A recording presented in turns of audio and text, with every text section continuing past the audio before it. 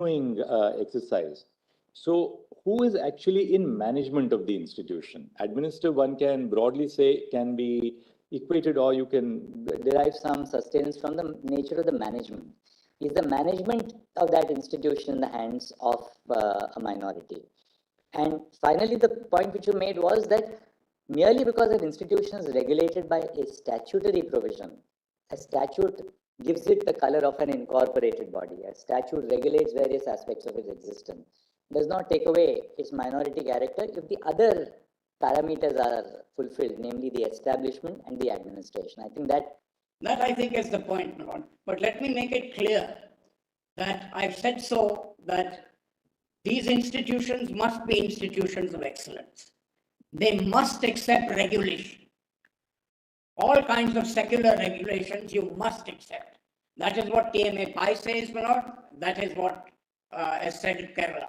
And therefore, when we look at administer, your lordship put this question to me yesterday, that it can't be 100%. It cannot be. In this day and age, in liberal education, a student body comes to you and says, we want to be there. You accept. The old boys come, they say, we want to be there. You accept.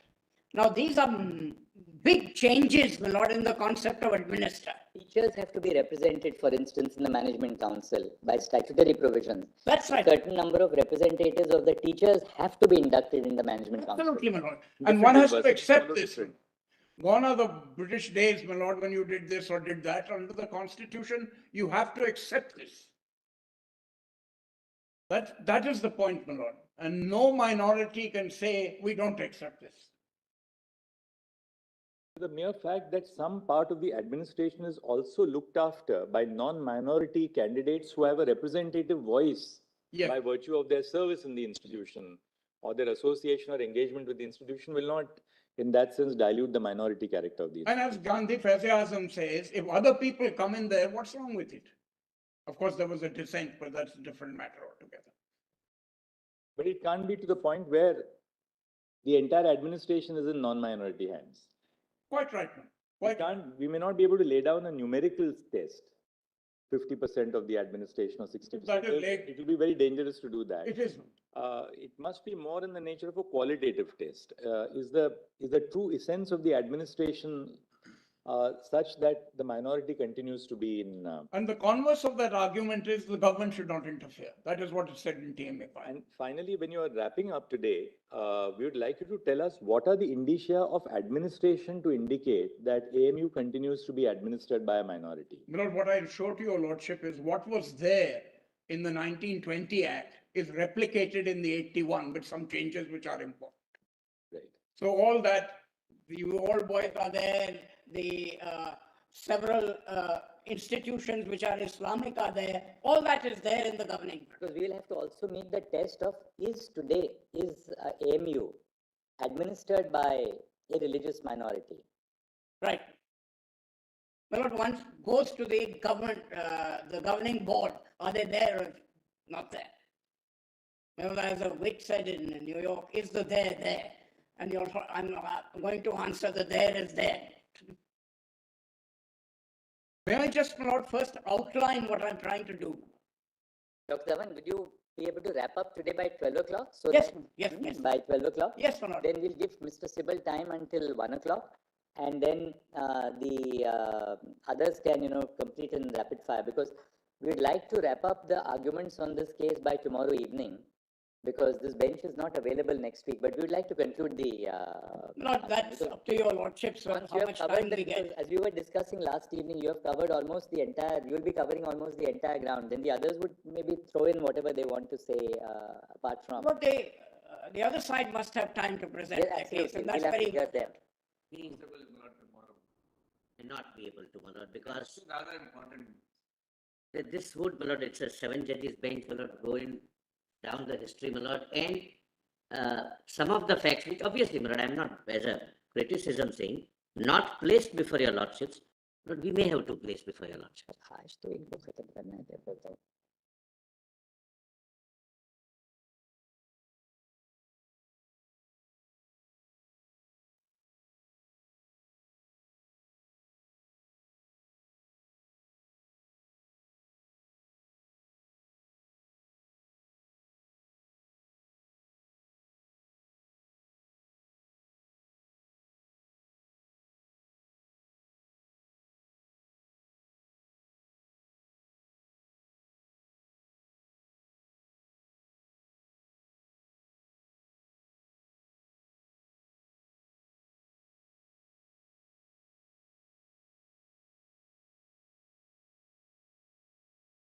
So that may, my lord, we make, my lord, because we will not repeat anything, my lord. Let us say will not repeat.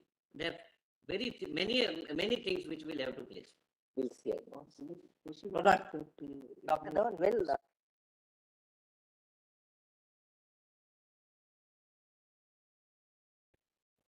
Miscellaneous in the morning, and we can assemble in the afternoon and then wrap up on Friday. Lord, Possible because Lord, it may spill over next week, my lord. Your lordships may consider. Next week bench is not available, so we'll then have to take it the following week. I thought because of the other bench, my lord, your lordships. No, next week. In fact, the other bench is because this bench is not available next week. Oh, I'm so One of the colleagues is not available my next lord, week. genuinely, not to stretch it, my lord, but it may not be. We had a meeting, my lord, and what are the points to be urged, my lord, we have internally discussed. But realistically speaking, my lord, it may not be. It will not be possible, my lord, on this side. All right, let's start at least. I leave it to your lordship Yes, to yes. work out the time, my lord. Yes. But it would be required. Dr. Dhawan, My brother, lord, brother Khanna sorry wants I've to say taken, something. I'm sorry I've taken so much no, time. no, no, you're welcome. In fact, we did hardly interrupted you yesterday. But it's, the person who starts a case, my lord, is like Sunil Gavaskar. After it is established, you can be Virat Kohli. All these people are Virat Kohlis. Now, my lord, let me just summarize what I'm trying to do, my lord. My lord, my arguments so far have been as follows. Let me just outline the arguments and then I can go fast. My lord, my first argument, my lord, was the preliminary argument about change of stance. My second argument is the one that I'm canvassing now, which is Aziz Bhasha internally contradictory and superseded by other decisions? That is what I'm doing now. And in our submission, it's going to be that Aziz Bhasha is no longer good law. That is apart from your lordship's interpretation of 30. So at present, I'm occupied with the question, was it internally contradictory? Did it look at the other aspects of the act on purpose? No, it didn't. And then look at the later decisions, starting from, do these decisions end up by saying that Aziz Bhasha, or asking your lordships that Aziz Bhasha is no longer good law? I showed to your lordships that in St. Stephen's, Aziz Bhasha is mentioned. But in the next paragraph, they say it's been superseded. Next paragraph. It's been superseded. Patro, etc. is mentioned. They said, however, we must look at this. So, my lord, this is what I'm trying to do. The next stage will be to look at the statutes. Statutes arising out of the reference, which is UGC Yashpal and National Minority Act, Education Act. And then, my lord, I have some things to say about the Allahabad judgment. Your lordship is not deciding the appeal, only the reference, my lord. So this will be my framework. Right. Now, my lord, I come to St. Stephen's, to TMAPI. Because, my lord, in our respectful submission, after all these decisions, Aziz Bhasha is dead and buried. Lord, your lordships will kindly come to volume 5A. And it starts at page 552. I will take your lordship straight away to 606.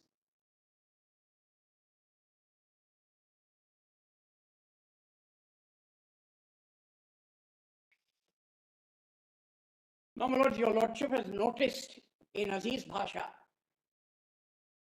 that their lordships, my lord, हल्का सा पंखा लगाओ क्योंकि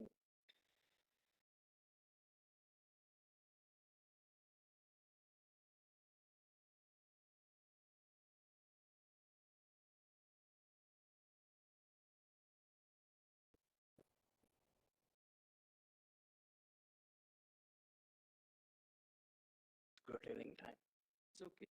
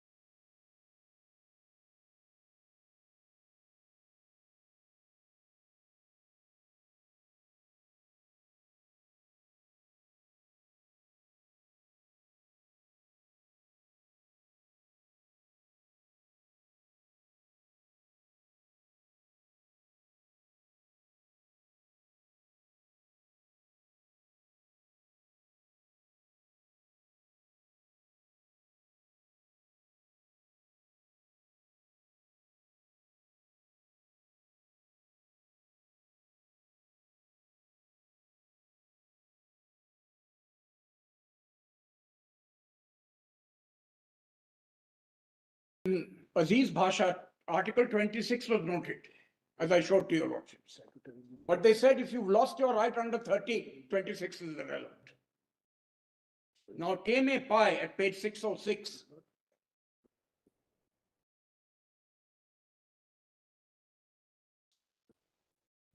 I won't read all of it, my lord. It effectively says that 26A is also the right that minorities have. But that is a right that is given to both minorities and others. Which is the para that you want us to read at 606? 26. Para 26. So this is now settled that both the majority and the minority have rights under Article 26. That's important. Now, my lord, kindly come to 613.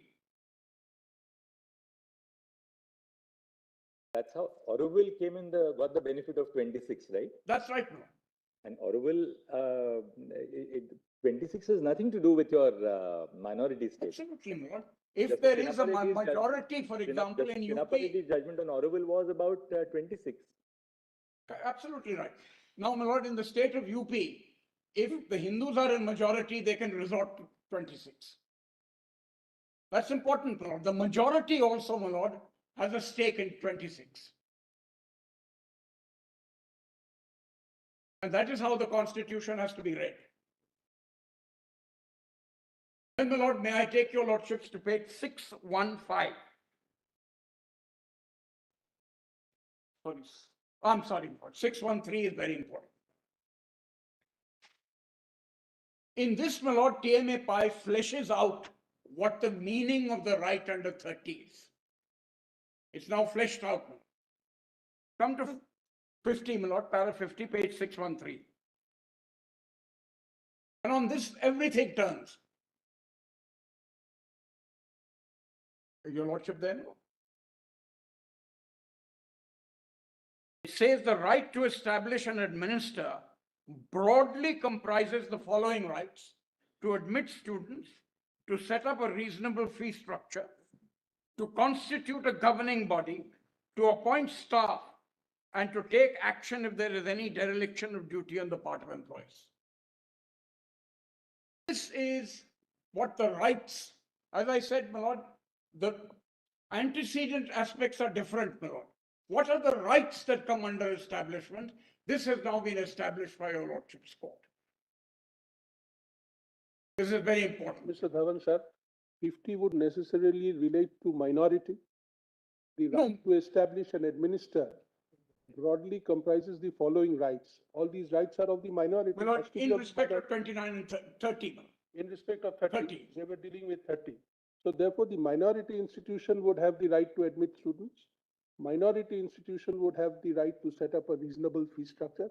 All these A to E are relatable to minorities. Yes. Yes.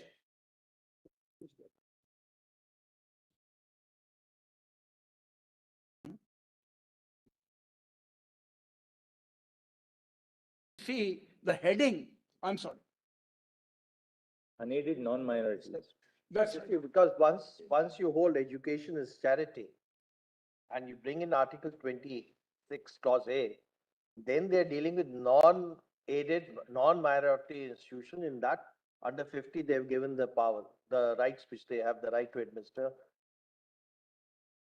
Lord, as far as aided is concerned, they say that you can't have maximum autonomy, but at the same time, the regulatory framework will apply to you. And therefore,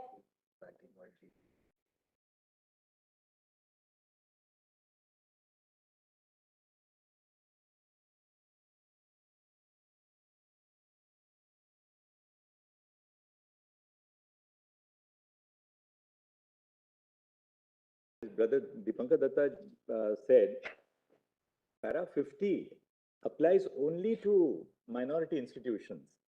Otherwise, what will happen is that the rights which are conferred on a minority by para 50, recognized as inhering in a minority, will also inhere in a non-minority institution. That can't be so. Heading above para 48. That says private unaided non-minority education. Well, that forms part of this heading. But I think. let me take an example. Suppose there is a non-minority institution. The control of the government is much greater. Of course. Has to be. Because of, if your lordship will see the heading of this private AD, not, and my lord, both Inamdar and TMA Pi say aided institutions don't lose their right. Just the regulation is more. The question was, my lord, in Inamdar, the question was, How, do you have to give seats to the government? They said, as far as unaided is concerned, it's, you give it or not is a matter of negotiation. As far as aided is concerned, seats will go, because that assume a lot of. But a non-minority institution cannot say that, well, I'm entitled to admit students at my choice.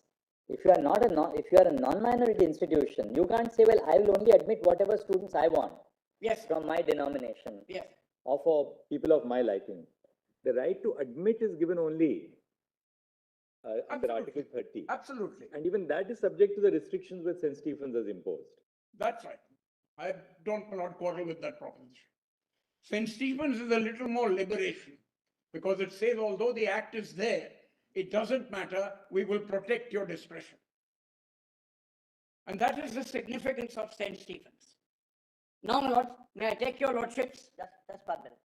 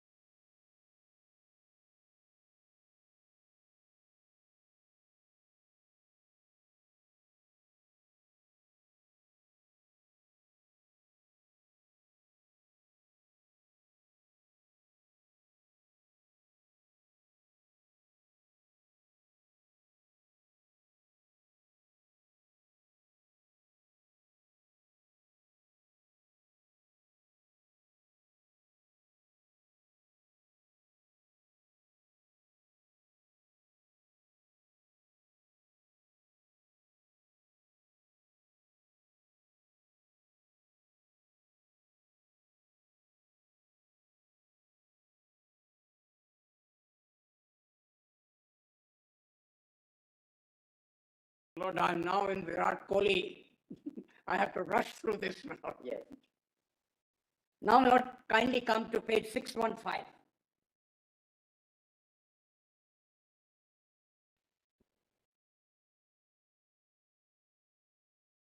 Lord, para 54, which is relevant to your Lordship's, my Lord, summary this morning.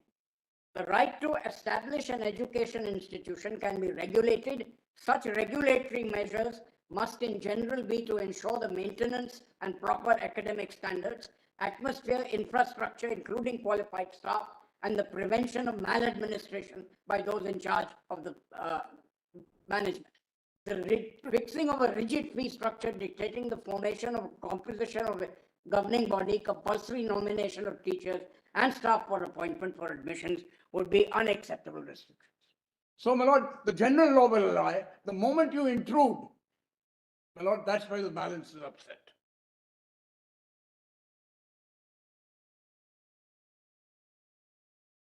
Yes. Now, my Lord, kindly come to 621.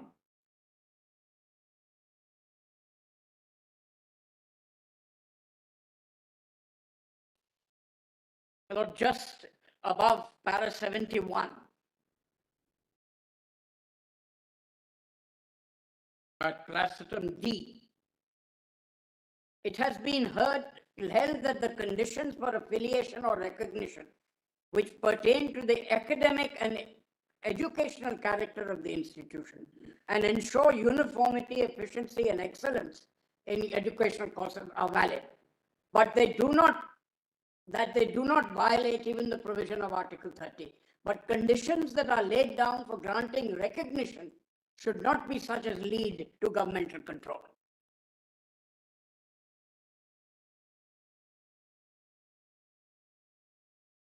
and my Lord, 622, I briefly, just above paragraph 73, says at the same time it has to ensure that even an aided institution does not become a government-owned body and controlled institution. Neither aid, normally the aid is granted is relatable to pay and allowances of staff.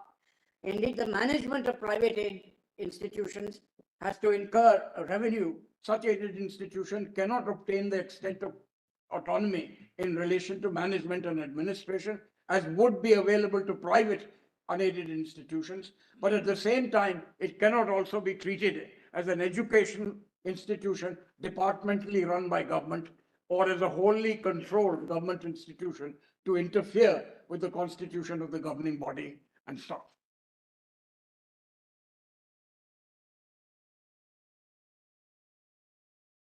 Now, my lords, page 623.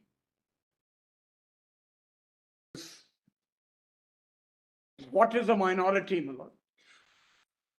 This has now been settled. It may not be relevant, my lord, for your lordships.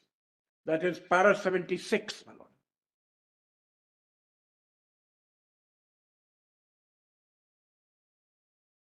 If therefore as your lordship there, my lord? Yes. The state has to be regarded as the unit for determining linguistic minority vis-a-vis 30, then with the religious minority being on the same footing, it is the state which in relation to the majority that will have to be determined.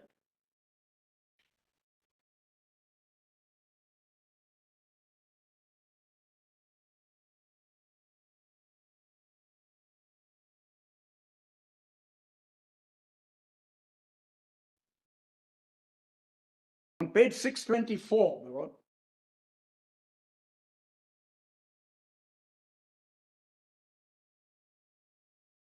at para 79, this is affirmed. There can be therefore little doubt that this court has consistently held that with regard to a state law, the unit to determine a religious and linguistic minority can only be the state. Of course, we prefer, my lord, Justice Rumapal's decision, which says it depends on the statute.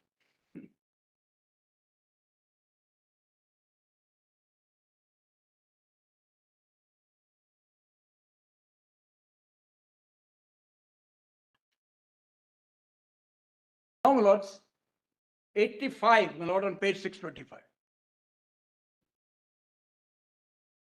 As I'd argued before another bench, my lord, that although basic structure applies to constitutional amendments, after Bomai, you take some aspects into account while interpreting the provision. So, my lord, 85, secularism being one of the important basic structures of our constitution.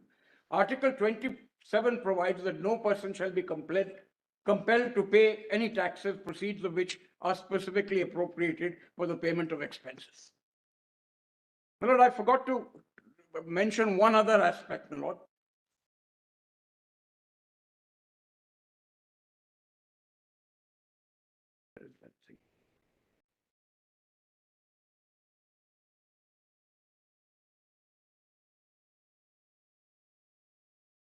Business about. Lord, I forgot to mention one thing, Lord, may I do it now, Lord? Because secularism is an important part of this judgment. And there are very eloquent provisions, my lord, statements at the end. My lord, may I take your lordships back, my lord, to page 616, para 57?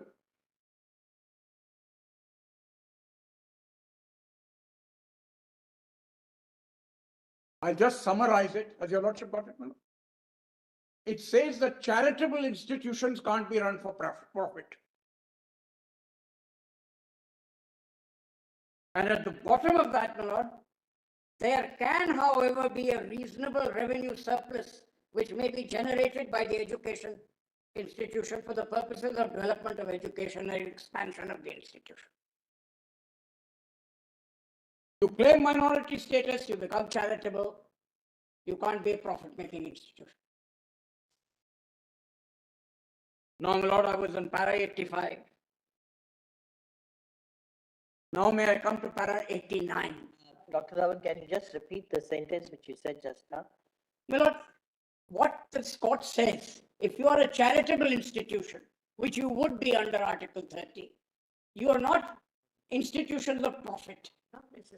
You have a revenue surplus, you expand your institutions, but they're not profit making. And this was a concern, my lord, arising out of Unigation.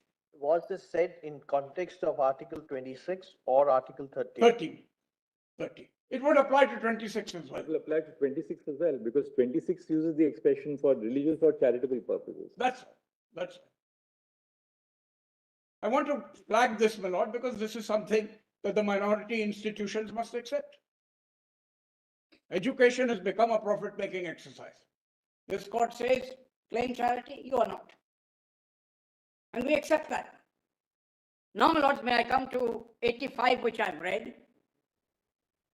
Secularism, I'm sorry, your lordship on 85? No? Yes, you got it. Your lordships are whiz kids, my lord. Your lordship can go from one to the other. Secularism being one of the important basic features of our constitution, Article 27 provides that no person should be compelled to pay any taxes, proceeds of which are specifically appropriated for the payment of expenses for the promotion and maintenance of any particular religion or religious denomination. Now, what it says about 29 and 30, page 626, paragraph 89.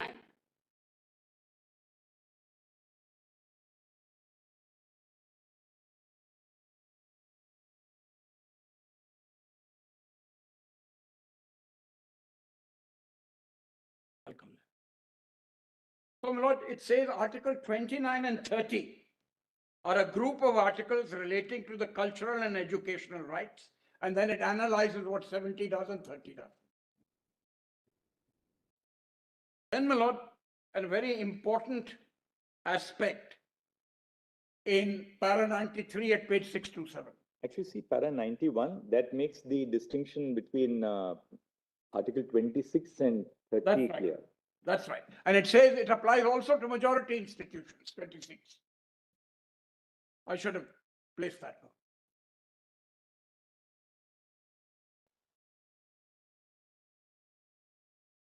Dr. Dhawan, therefore, you're arguing that as to get protection under Article 30, the institution must be run as a charitable institution. That's right. And that's laid down. No, I'm just asking as, Yes. as a matter of. That is the majority judgment. That will be the third exception which you are required. That's right. That's right. Absolutely. And an 11-judge bench majority says so, Lord. Who am I to say anything else? And it's all subject to reasonable restrictions. That your Lordship will bear in mind. Now, my Lord, may I come to para 93, my Lord.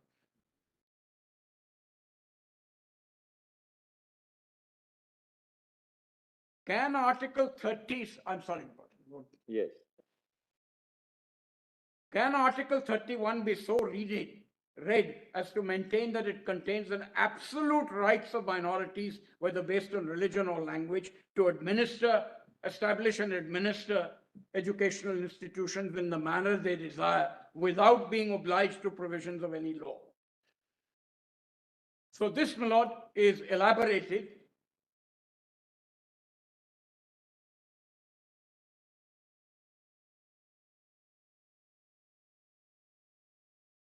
in cases are, Lord mentioned. 629, para 98.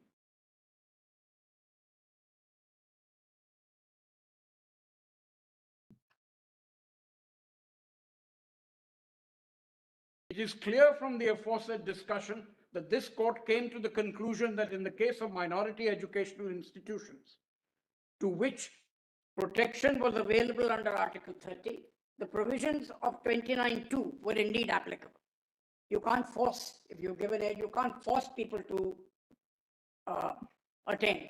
As Lordship, I gave a personal example that when I went to a Christian institution, they asked my father, should he attend chapel? And he said yes. And I was the better for it. I still couldn't sing Christmas carols, but that's another point altogether. Now, my Lord, if your Lordships will come to 109. I'll quickly run through this, my Lord. What decisions are affirmed by TMAPI? Mother Provincial, my Lord, is affirmed in para 109.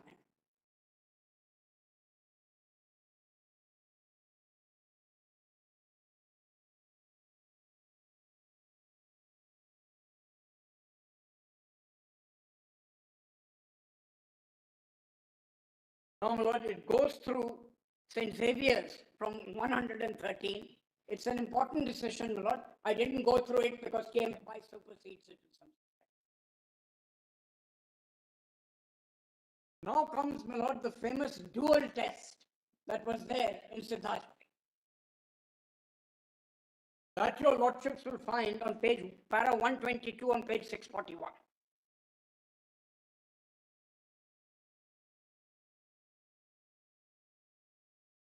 I'll read, my Lord, para 122 from F.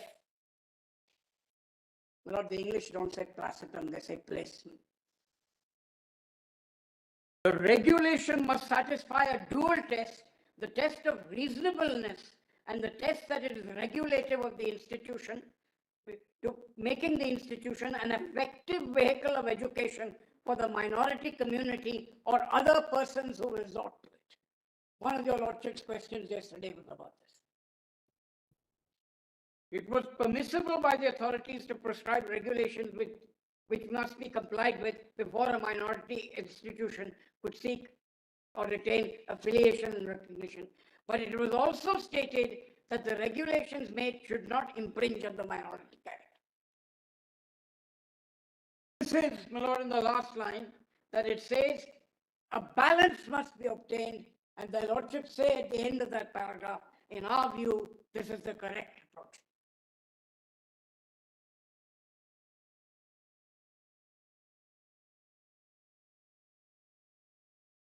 I won't labor too much on this, my Lord, but para 124, because I haven't cited those decisions. I'll briefly, my Lord, indicate what it is.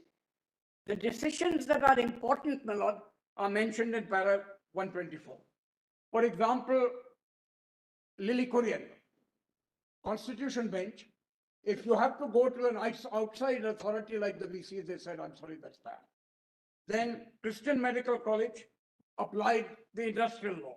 Gandhi Feza Azam says that you can have, my lord, the principal, senior most teachers. And of course, now we have, your lordship put it, my lord, if students come, they have to be on the board. Then, my lord, if I may take your lordships to how St. Stephen's was dealt with. It starts at 125.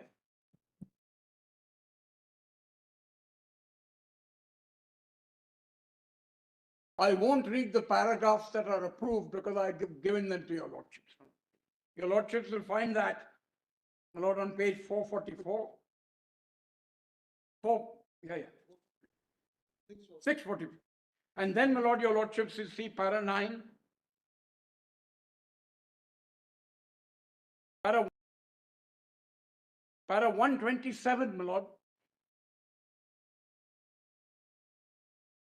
on the right to select students. The university regulation said that you must have our criteria. Your lordship said no. It's a minority institution and therefore it's entitled to have its interview tests. Then, my lord, all that is mentioned, my lord, I come straight away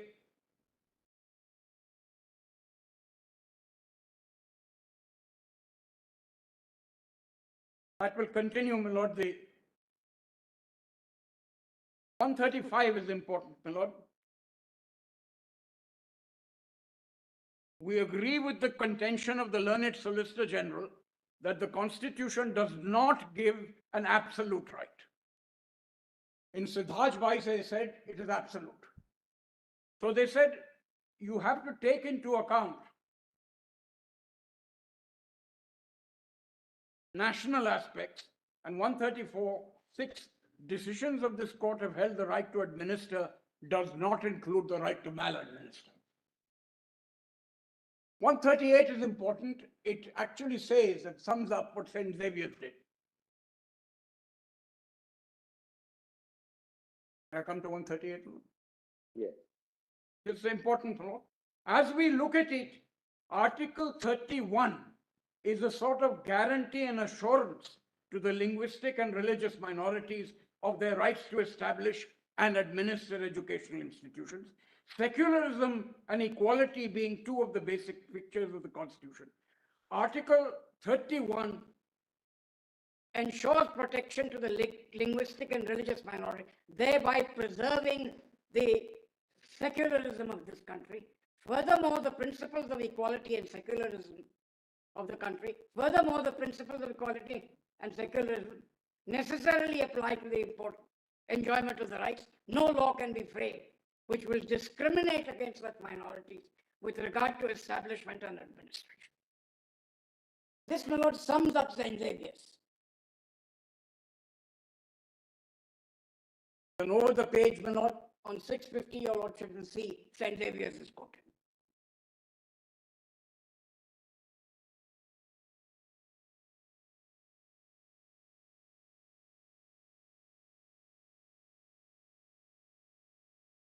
Then, my lord, page 650, bottom of the page, para 141. What your lordship puts, my lord. However, conditions of aid that do not involve a surrender of substantial rights of management would not be inconsistent with the constitutional guarantee, even if they indirectly impinge upon some facet of administration. If, however, aid was decided on the ground of an educational institution is under management of a minority, then such a denial would be completely invalid.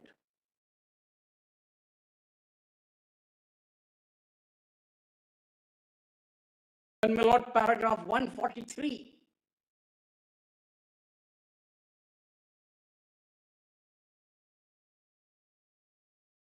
This means that the right under 31 implies that any grant that is given to the state to the majority cannot have such conditions attached to it which will anyway dilute or abridge the rights of the minority institution to establish and administer that institution.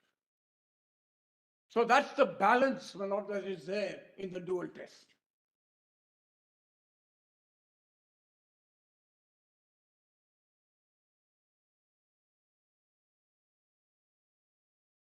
My lord, the constitutional debates are mentioned. at 146 and 147 on page 653.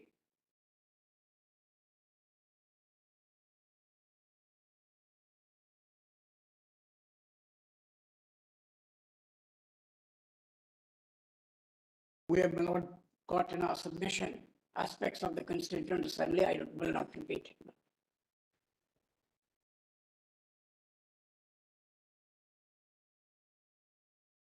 My Lord, page 655.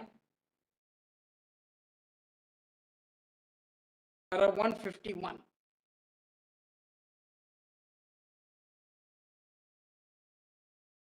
The right of the aided minority institutions to preferably admit students of the community when 29(2) was applicable has been clarified by this court a decade ago in St. Stephen's. While upholding the procedure of admitting students, this court also held that the aided minority students were entitled to preferably admit their community candidates to maintain the minority character of the institution. And then, my Lord, at Placitum E, thus St. Stephen's endeavored to strike a balance between the two articles. My Lord, on secularism, my Lord, there is a very evocative passage on page 657, which I'll read to your Lordship.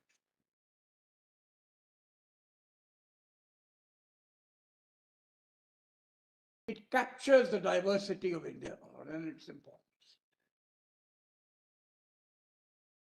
My Lord, para 157 on page 657.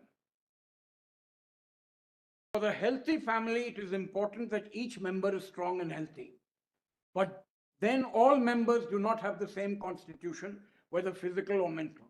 For harmonious and healthy growth, it is but natural for the parents and the mother in particular to give more attention and food to the weaker child so as to help him and her become stronger. Then, my Lord, just Placitum D, all the people of India are not alike. That is why preferential treatment has been given. It is not frowned upon by Article 30, which is a special right. Then comes, my Lord, the evocative passage in para 158. 1 billion population of India consists of 6 main ethnic groups, 52 major tribes, 6 major religions, and 6,400 castes and subcastes, 18 major languages, and 1,600 minor languages and dialects. The essence of secularism can best be depicted if a relief map of India is made in mosaic, where the aforesaid 1 billion people are small pieces of marble that go into the making of a map. Each person, whatever is her language, caste, religion, has his or her individual identity, which has to be preserved so that when pieced together, it forms a depiction with different geographical features. These small pieces of marble in the form of human beings, which may individually be dissimilar when placed together in a systematic manner, produce the beautiful map of India. The variations of color, as well as the different shades, are small pieces, my Lord. And then, my Lord, now, my Lord, very quickly, the summary, my Lord, at the end, page 658.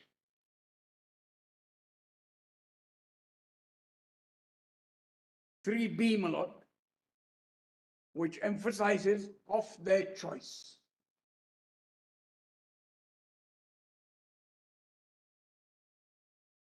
Then, my Lord, in question 4 on page 659, I'll take your Lordship straight away to D. A minority institution does not cease to be so the moment grant is granted by the institution. As your Lordship said, my Lord, it's a necessary condition. You can't survive without it. Then, my Lord, I come straight away to 661, my Lord. Question number 8, whether the ratio laid down by this court in St. Stephen's is correct. If not, what order? The basic ratio by this court in Stevens is correct as indicated in this judgment. However, rigid percentage cannot be prescribed. It must be left to authorities to prescribe a reasonable percentage.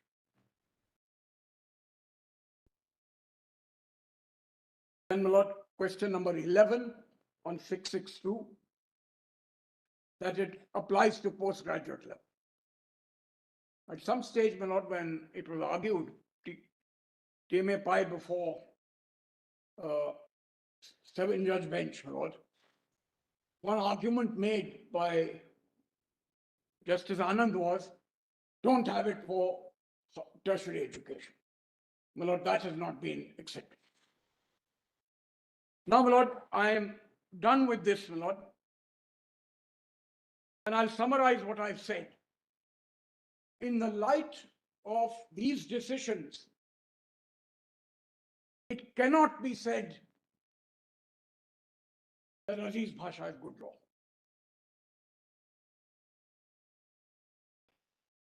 Therefore, my lord, whatever else your lordships may say, Aziz Bhasha is no longer good law.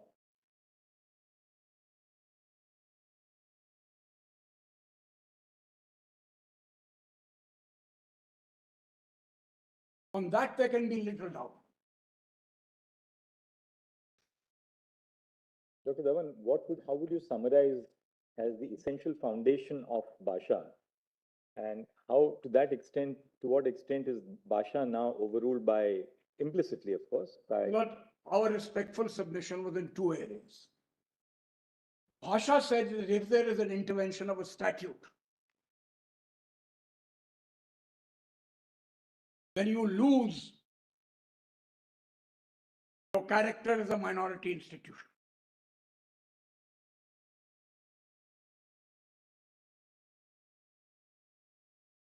Second, my lord, Bhasha is contradictory because it says a university can be a minority institution, but the intervention statute is there, so it can't. Sorry, can you just repeat the second part? Institution can be. My lord, it says that minority institutions include university. But then, my lord, where there is an intervention of statute, you lose your rights. Now, my lord, all the decisions that I quoted go against that. The third aspect, my lord, that I indicated to your lordships was that Aziz Bhasha did not look at the whole act, to look at the purpose of the act. Of course, AMU was not a party with us in different matter. So, my lord, the purpose of the act, when I took your lordship to the 1920 Act, is clearly, as the Allahabad bench put it, green. And the purpose of the act has to be looked at. This is adding to my argument on antecedent history. So Aziz Bhasha looks at the antecedent history and ignores it.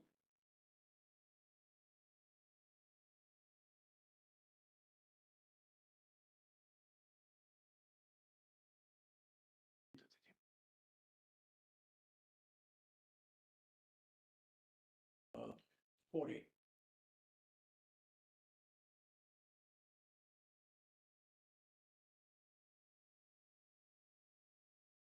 So now, Dr. Dhawan, you have covered your second point in the framework.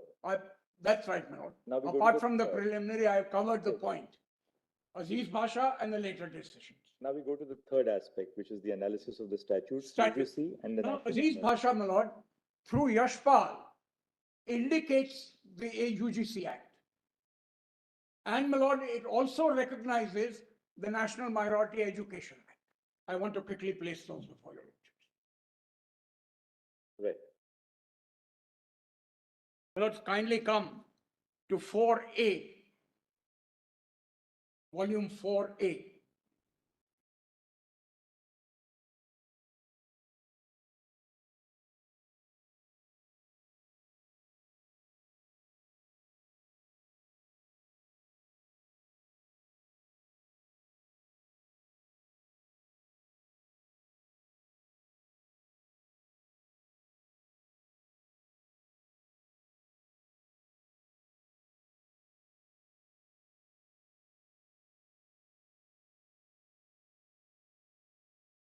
before he goes to you. Right.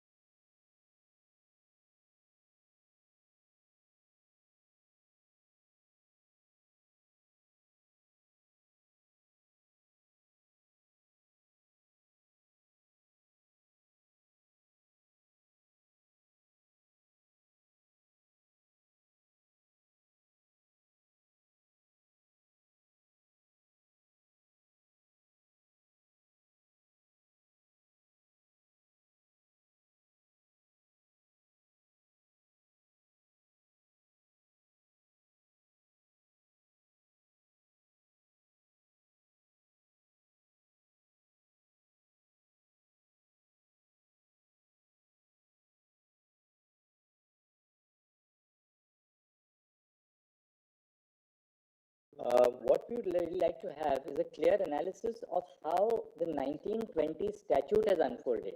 Yes, The original provision and what is the effect of the amendments. yes.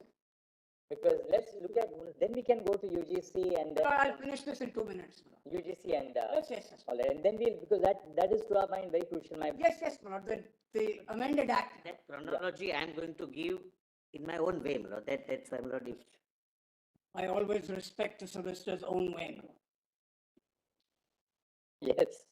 Now, my lords, very quickly, my lord, so that because it arises out of the reference, we must place it. Yes. Lord, art is long and time is fleeting. I realize that, my lord. Now, my lord, page 203, 203. volume 4A.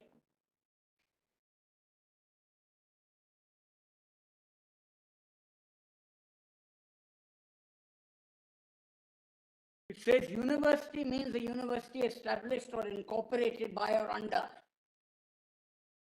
Mr. Dwivedi's argument, my lord, accepted by this court is it should be by and under.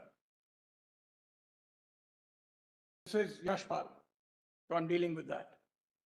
And includes any institution which may, in consultation with the university, be recognized by the commission in accordance with the regulations made under the Act. Then, my lord, I'll take your lordship straight away to section 22, my lord.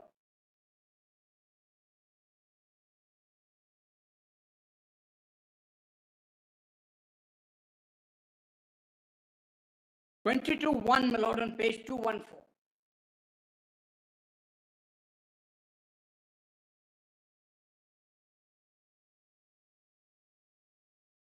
The right of conferring or granting degrees shall be exercised only by a university established or incorporated by or under a central act, a provincial act or state act, or an institution deemed to be university under section 3, or an institution specifically empowered by act of parliament to give degrees. This is the statutory position. It can't stand in the way, my lord, Of Article 30. my lord, I don't want to just flag 23 and 24, that if you don't do all this, you'll be punished. Now I come very quickly, my lord, to the Minority Act. This is in the same volume, page 227. 221. Doesn't matter, doesn't matter.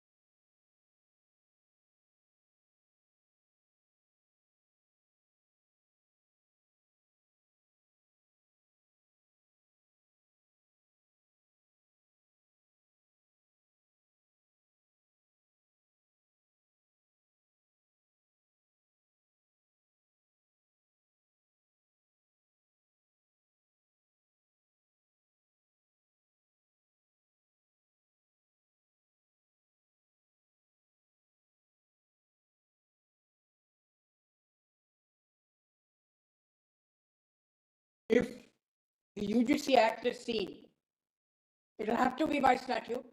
And if this is taken out of 30 subclause 1, my lord, it means all tertiary education except private institutions will not get the protection of To nullify the effect of 30, That's because every minority institution, once given a statutory recognition, will fall outside the ambit of 30. That's right. Statutory intervention, my lord, will not be override 30. And that, my lord, is the problem in Aziz Pasha.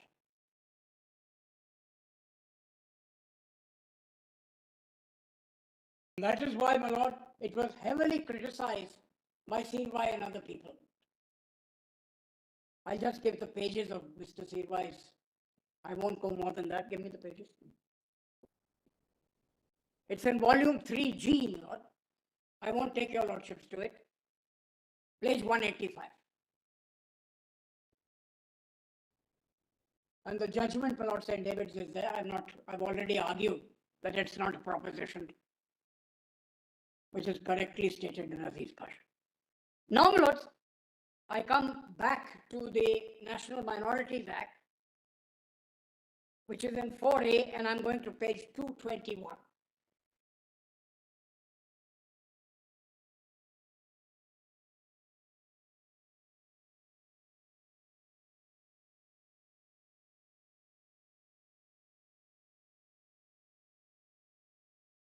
Just very quickly, my lord, I'm done with this act.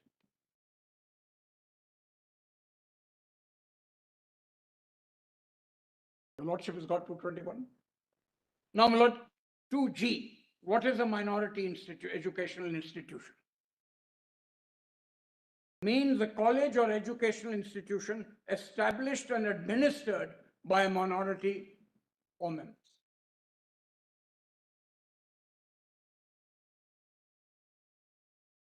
Lord, earlier in the original act, it said other than a university. That is not so anymore.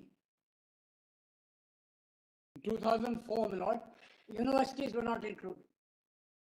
So G said other than universities. That now, as part of the amendment, my lord, is universities are included.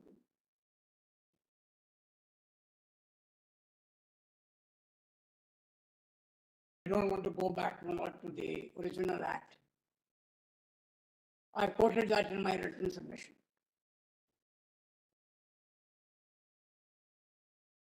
Then, my lord, section 10, page 223.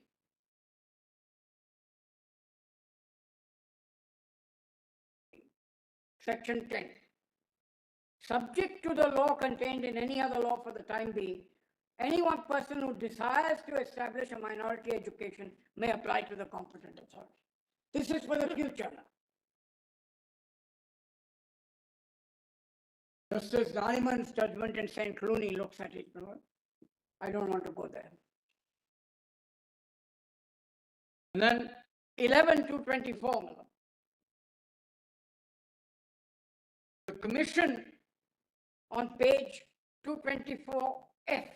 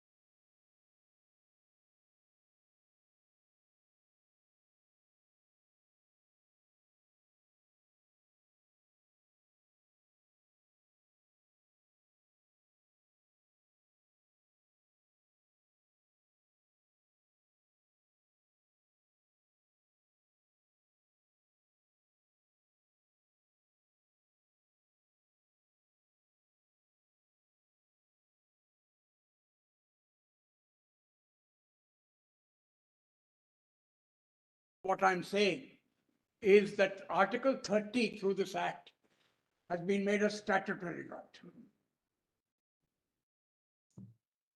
Also, that is why I wanted to place it before your lordships, and it's in the reference. The amendment to section 2F was, 2G was with effect from 1/9/2010. Yes, yes. Now, my lord, I come to answer your lordship's question on the here now 1982 Act. Then I'm done, my lord, apart from a few chutkulas.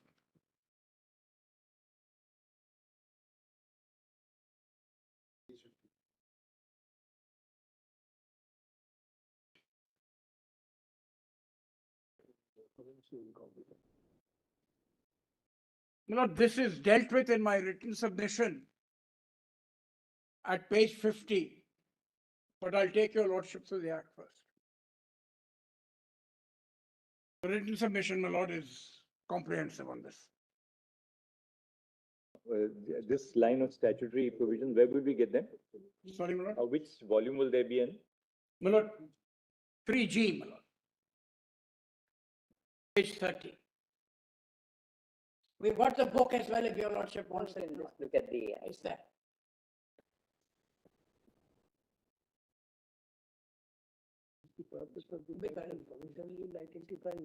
First we come to.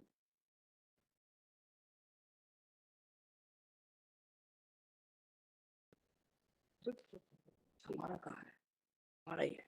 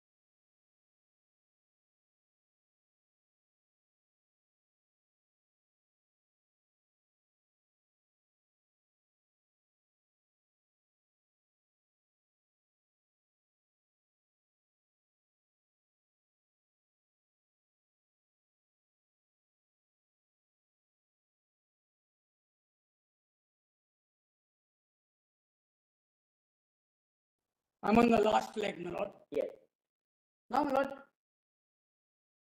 the statement of objects and reasons, which is in another volume, my lord. that we saw yesterday, No, no, no, of the 82 Act, of the 82 Act, 81 Amendment. right? This will be volume? My lord, volume 4A at page 148.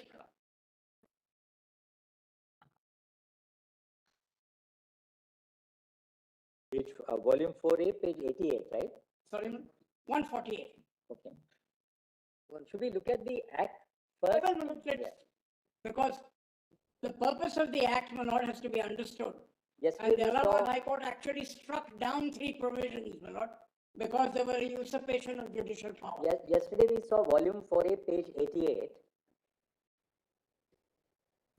That my lord is original act. Right. Now I'm on the 82 act. That was the SOR for the original. 81 amendment. For the original act, Not the act. not the act, only SOR for the act. See the act.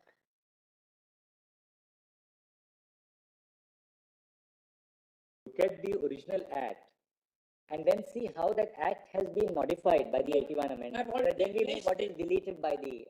My lord, when I look at the act, I will refer to the original provision. Now, my lord, this statement of objects and reasons says India is a multi-religious country and its strength lies in the fact that all communities in the Volume country, 4A, page. page 148. For aim. Right.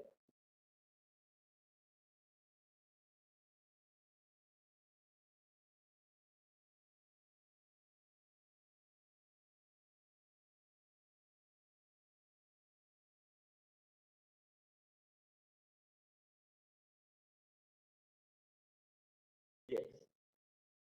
Now, my lord, 148, it says India is a multi-religious country and its strength lies in the fact that all communities living in the country are free to establish.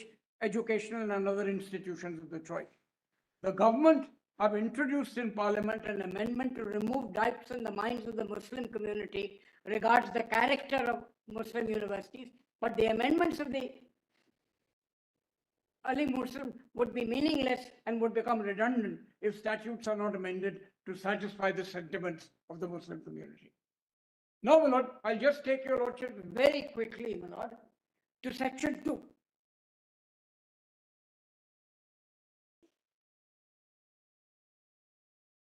section 2.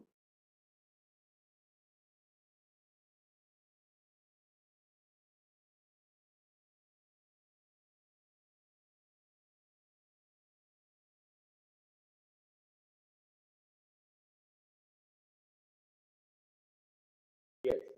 My lord, section 2 adds to the preamble of the original act, takes away from the original act to add the words, to remove the words establishment and.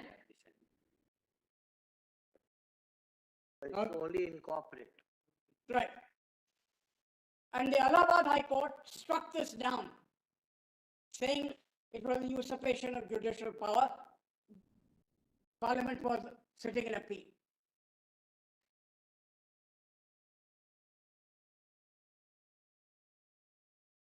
Not before the court at this stage, my lord, but I have to go through the act, my lord, so I have to mention this.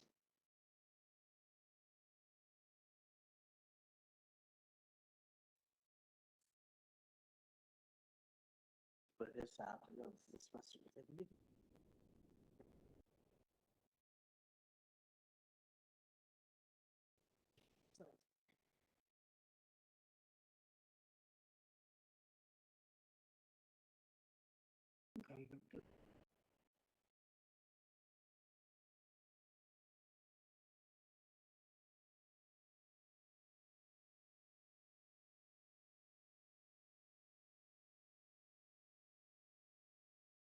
To two other provisions, my lord, straight away. Now, my lord, your lordships will see that in 3L, my lord, on page 148, university means the educational institution of their choice established by Muslims in India, which originated in the Mohammedan Anglo-Oriental College and which was subsequently incorporated to use Aligarh Muslim University. This provision was struck down by the Allahabad High Court.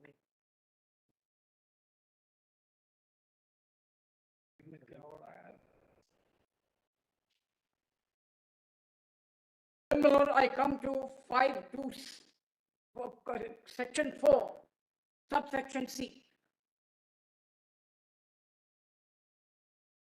In Yes, yes, German section 5, of course.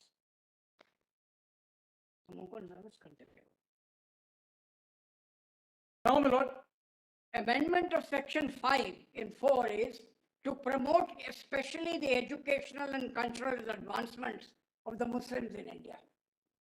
This was struck down by the Allahabad High Court. Has your lordship got it? Section 5. 5, my lord, the first part in clause 2, it says C, to promote specially the educational and cultural advancement of the Muslims of India. Section 4. That is in section 4, my lord. Section 5. Oh, 4C. Section 4, amending section 5. Right. The amending section 4, yeah. Right.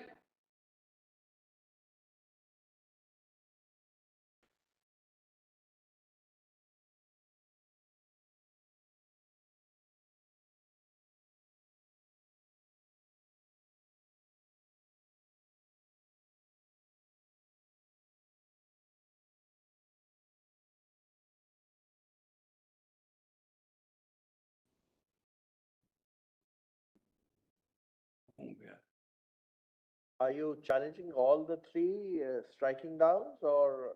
No, these are the three. No, the first two, you're really challenging the first two or the third one also? No, Lord, I'm challenging everything. I'm saying no usurpation of the judicial power. I put it in my written submission. So that's not the subject matter of the reference. Yes, yes. This will be decided by the normal bench. Yes, yes, no, I understand. I understand. But I'm placing it before your lordships to understand the 81 Act. On that, entire matter is referred. Lord, if your lordship is going to decide it, I'll need another day, my lord, which I don't want. So, my lord, may I just quickly take your lordship through the amendments? Because this will give your lordships an idea of what the changes in the 81 Act. And then I'll quickly run through the 81 Act.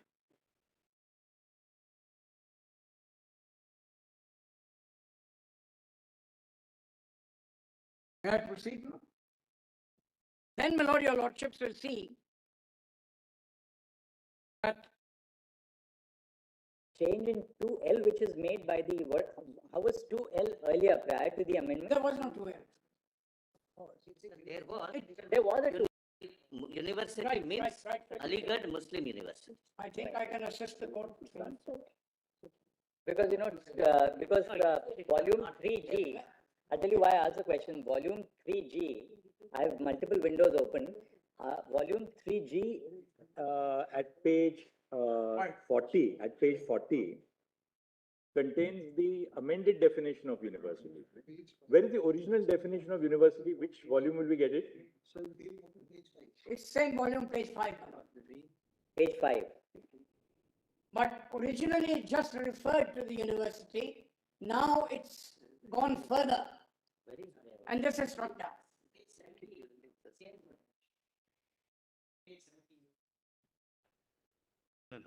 My lord, I'm trying to go fast, my lord, because I need. I just, page 78 of 4A, page 78. Hurry.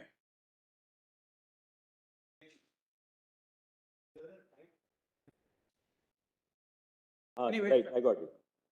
So 2H original.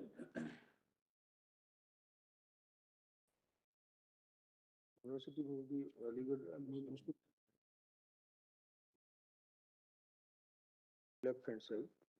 78.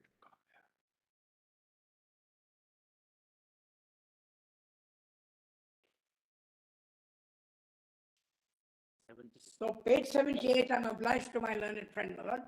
It simply said on page, it said it on H, my lord, there was no L, I'm right. It says in H, university means the Aligarh Muslim University. That's all.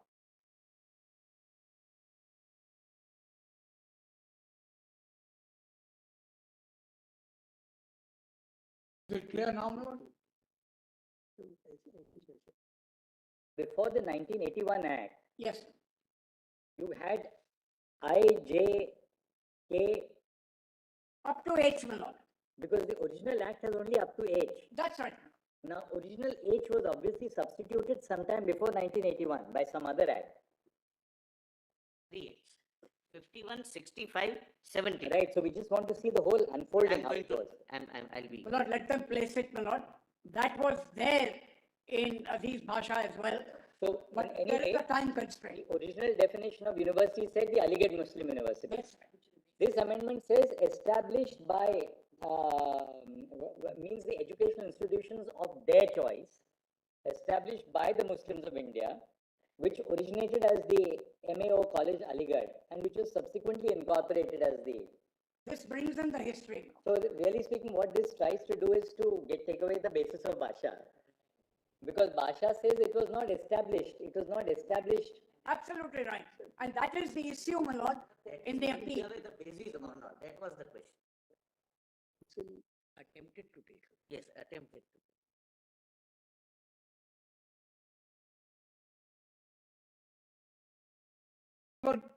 But whether Parliament has the right, whether it is an appeal or whether it is a brazen overruling, that, my lord, will have to be decided. But therefore, for the purpose of this reference, we proceed on the basis that the amendment is valid? Because No, we can't do that because we are a larger bench. To some extent, my lord, Because Allahabad has struck it down. that's right. So we can't treat it as valid today, and there is an appeal pending before us. Right. Dr. Dhawan, your argument is on the first issue, is that Pasha, both the conclusions, as far as established, This is not in the statute. It's been struck down. Yes, established and administered is concerned is incorrect. So if you succeed on this ground, then the other point, whether the amendment is, that's true. It will not survive. it will not survive. Because these Bhasha goes, it won't survive. It won't survive. Because the issue would be whether these amendments made, which is that these amendments deal with the reasoning part of the judgment and try and overrule the reasoning part of the judgment by legislative amendment, or they are in fact making changes in the statute itself. So subsequent decisions of the court, my lord, and the statute we are on now. Yes. So subsequent decisions of the court, that's your argument. So therefore, you've taken this point at the. Yes, of course. And Dr. Dhawan, what happens is, this does not say notwithstanding any judgment, decree or order. It's not a validating provision. It's merely an amendment of the definition provision. Not to say What it invalidating. basically does is to introduce a new definition of the expression university. Correct. To provide that this is a university which is established by the Muslims of India, originally called the the Anglo-Mohammedan Anglo-Oriental College, and which was subsequently incorporated. Correct. So the definition traces what in the view of Parliament is the evolution of the AMU, original establishment. That's correct. Then the Mohammedan Anglo-Oriental College, and then subsequent incorporation. Correct. This doesn't override Bhasha. No, Lord, section 4 is what because Parliament it could have taken away the basis of Bhasha. What it really does is merely to alter the definition, that's all. No, my lord, kindly come to section 4, my lord, on page 148. Because it goes further and in. Dr. Dhawan, just remember one thing. Today you're arguing a specific case, but what you are arguing may have its repercussion in other matters. But we do, my lord. Just remember that. I'm for a constitution bench, my lord. Yes. So there's a distinction between amending a statute to take away the basis of a judgment. Correct. And amendment which deals with only the reasoning part, not really that statute itself. Correct. And then tries to overrule the judgment. My lord, I have dealt with that in my submission. Overrule the judgment with the inverted commas. Correct. And Pavitra too, my lord, now summarizes what this is. Your lordship's decision. Now, my lord, it's not just the preamble, my lord. It is amendment of section 5 because it's a substantive change. Subsection C to promote specially all the educational and cultural advancement of the Muslims in India.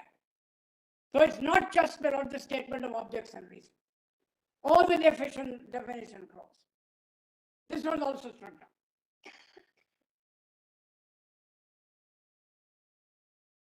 And that is important, my lord. Notwithstanding may not be there, my lord. Because your lordships have held from Prithvi Cotton, that's not a necessary provision.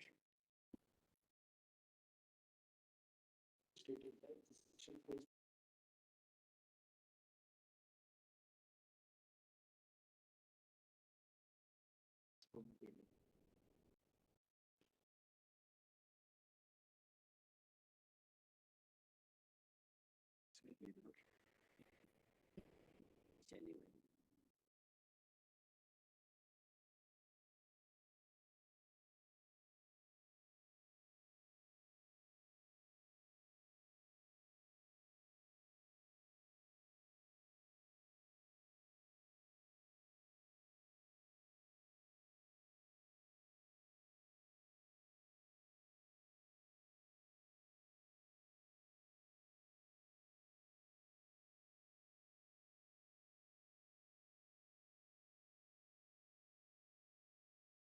some of the provisions and then come to the 82 Act.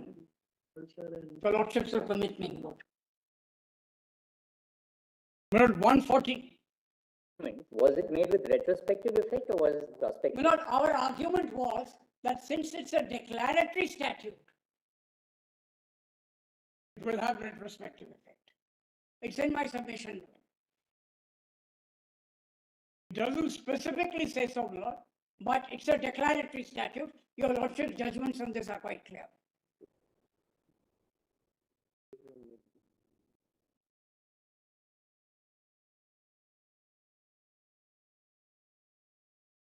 Can I quickly run through some of this, Lord, and come to the 82 Act? Lord, kindly come to 149. In this volume.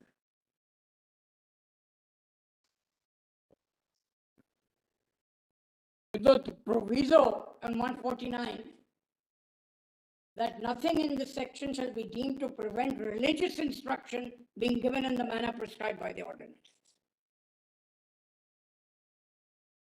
149 and Top of the page, it gives the section and puts in this proviso. 149. The Lordship's decisions on the proviso are well known. Lordship got it, my Lord, in the top of the page? Volume 4A, 149. And this has not been struck down.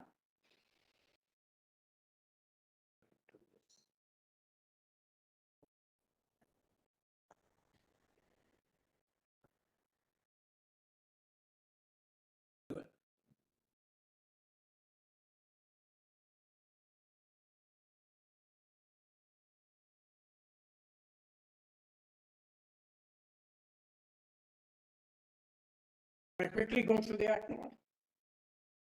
The Lordship will come to certain provisions. Actually, Dr. Dhawan, the section 1, 2 of the 1981 Act Yes, sir. is a prima facie indicator at least. Section 1, 2 is at least a prima facie indicator that it is prospective. Because it says it shall come into force with effect from such date as may be appointed in the Gazette. Yes, of course not. The Act will come into force. Now, we still take your point that in a given case, an Act could be still Correct. declaratory of a position. Correct. Now, what we will really have to see is this. When Parliament introduced the 1981 amendment, one aspect was the change in the definition of university.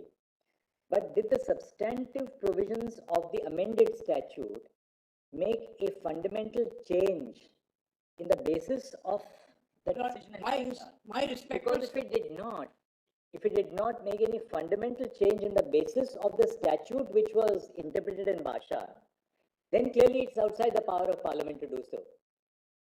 Right?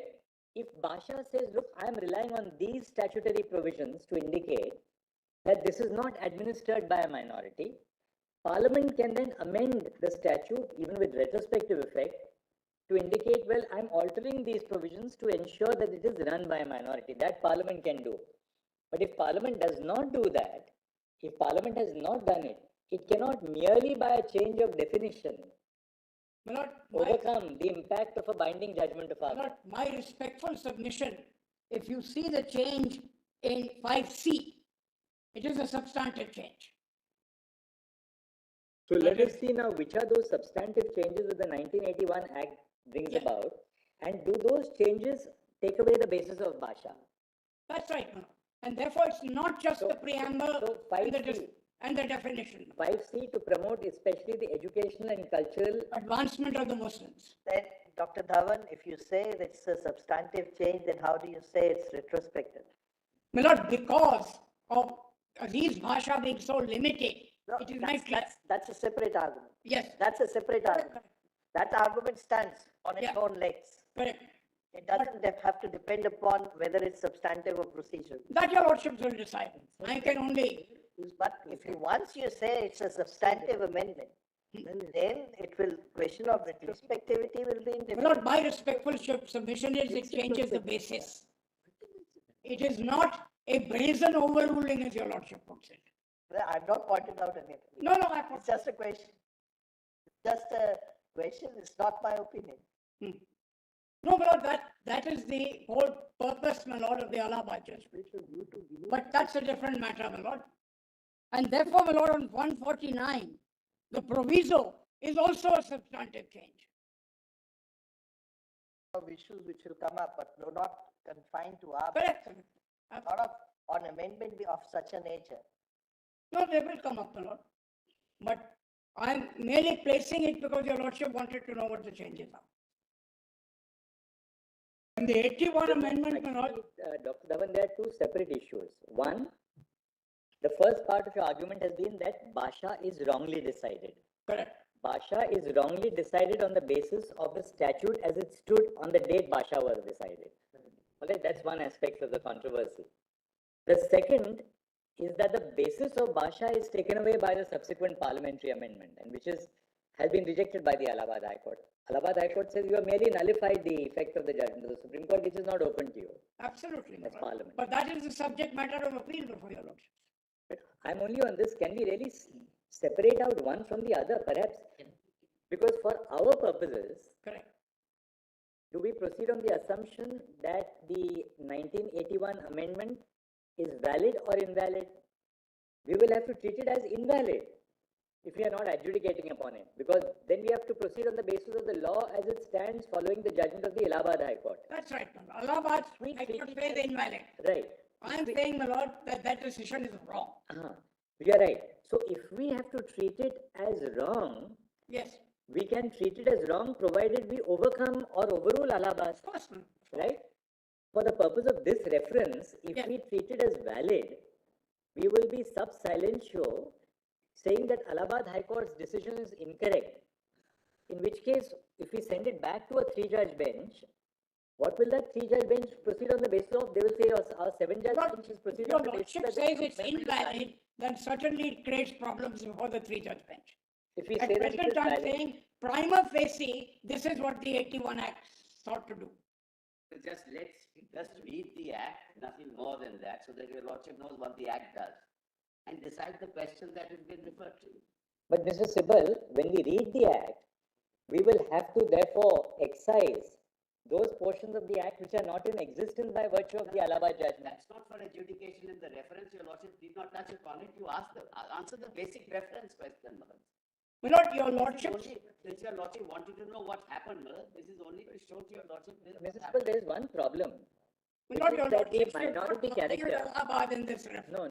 The minority character of AMU, one of the considerations which we'll have to bear in mind is the statutory evolution of AMU, right?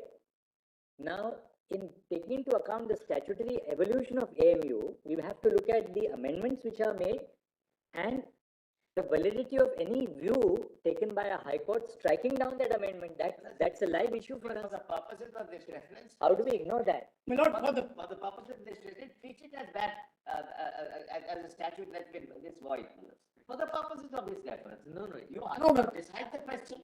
You decide the question, the fundamental question, whether Aligarh Muslim University is a minority institution or not, that doesn't depend on statute, it depends on the judgments of this court. No, but therefore, do we ignore the provision for your... Yes. Are you saying that we ignore section 2L as introduced by the 1981 Act? 81 amendment, ignore the 82 Act and decide the question under which is referred to. My lord, at present, I respect what But then, one second. But then suppose when it goes to a bench of 3, the bench comes to the conclusion that 2L is valid. Your lordship comes back to 7. Supposing your lordship comes to the conclusion, in fact, Pasha is bad. To come to the conclusion Pasha is good law, then this question will arise. Look, if we come to the first conclusion, then the amendments, even if they're struck down, may not make any I know, difference. quite right. There is an academic. May not make, but other, If you hold, but then Mr. Dhawan wants to argue that. No, no, no. What I want to argue is, at this stage, your lordship will not preempt the three-judge bench or the five-judge bench. my lord is not. That's all. Because if your lordship says invalid, that is the issue before the three-judge bench and five-judge. Not before this. For us to decide whether Bhasha is correct law or not, we have to look at the state of the statutory provisions as on the day before Bhasha was decided. Yes, The statute as it stood immediately before 1968. that's the 20 Act as amended. But look at it, how difficult it would be and inadvisable it would be to do that. That is, we decide upon the correctness of a constitution bench judgment, the constitution bench judgment in Bhasha on the basis of the statute as it stood in 1968. And that will have an impact on the minority status of AMU without us taking into account the subsequent developments which have taken place. Can we, in that sense, bifurcate Not ignore it. This is a remedial statute whose validity will be judged not later on. Don't preempt that process right now. Just say whether it's valid or not has to be decided by another bench. I'm not mistaken, this controversy also arose in relation to certain amendments under the Income Tax Act, ATM, if I'm not mistaken, or something like that. Because there's a judgment of the spot, then the statute was amended. The judgment of the spot itself was then referred to a larger bench. Yes, yes. Maybe section is wrong, but it was one of those chapter 6A deductions. And then the constitutional bench dealt with the main issue itself, relegating the issue whether the amendments made were correct or can withstand the constitutional violence challenge. Yes. Lord, there are at least 45 decisions of this court going into this question, including tax, including labor, etc. And they culminate in Pavitra 2. I'm not, Lord, canvassing this here, but I'm just saying whether it's valid or invalid, your lordship will say will be decided. We are not going To invalidate it at this stage is not correct. We are answering a reference, not the appeal. Correct, that's all.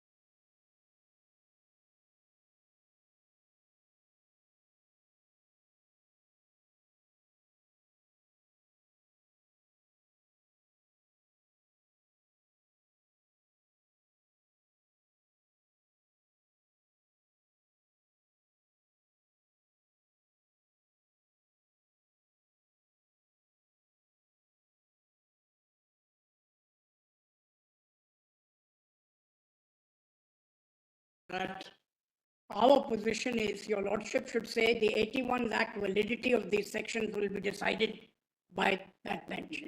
The more important part of this amendment is on the administrative provision. That's important, my lord. Because that's the question your lordship put to me on administrative. So I'll just do that, Mr. Dwivedi, you can hold till reply.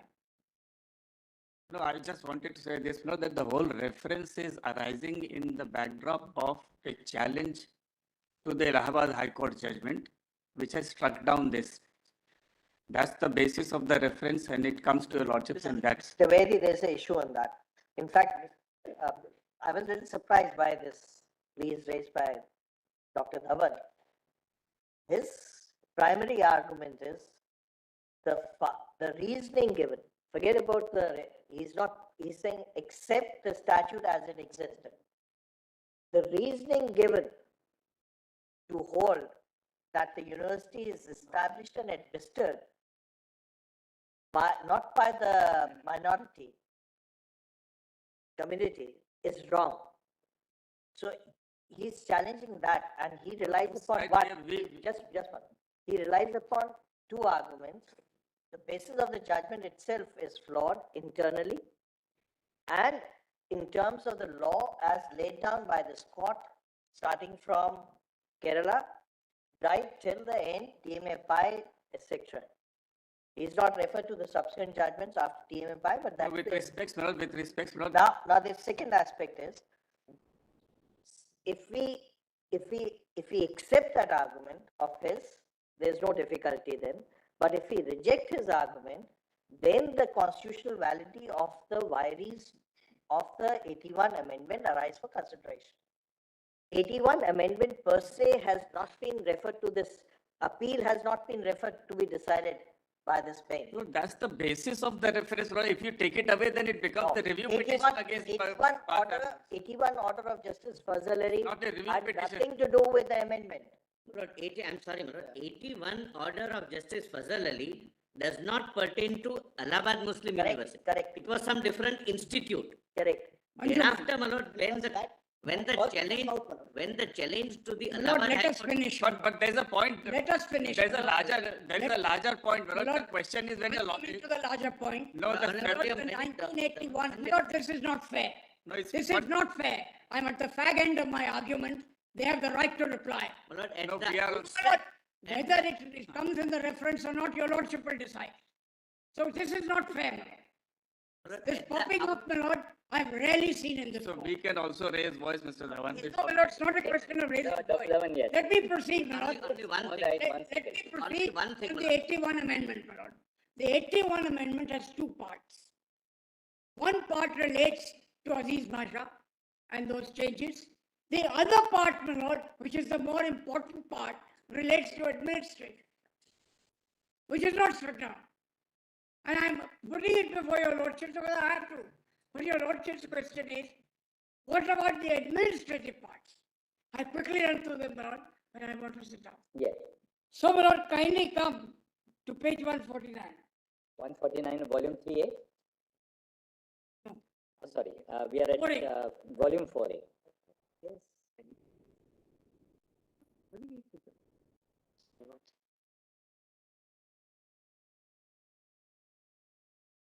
Now, my lord, at 149, we begin on the administrative parts. And that is your lordship's question. I couldn't say, my lord, on the change in basis, I had to put it to your lordships. Now, my lord, kindly come to 149, subsection 7. Chancellor shall be elected by the court. One amendment to section 18, pro-chancellor shall be elected by the court. 20A shall be elected by the court. Then, my lord, section 23 is important because over the page, my lord, at page 140, subclause 2, 150, The court shall be the supreme governing body. Different from 1920, it's supreme body.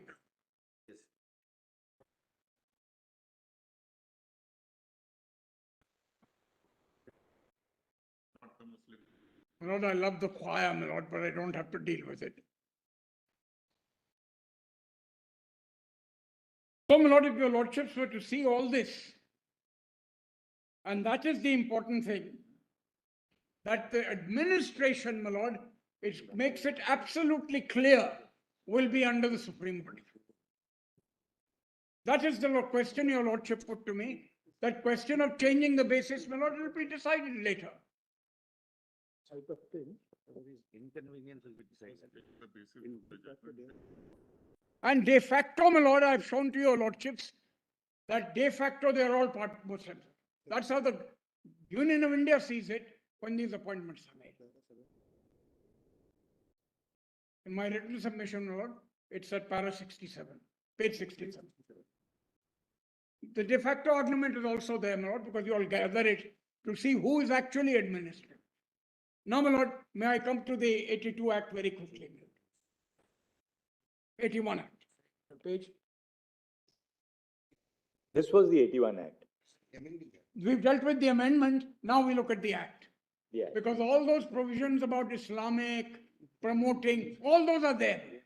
Let's see those now. I won't refer to that because everything else remains the same. Where is that Act? Where do we get that Act? 3G.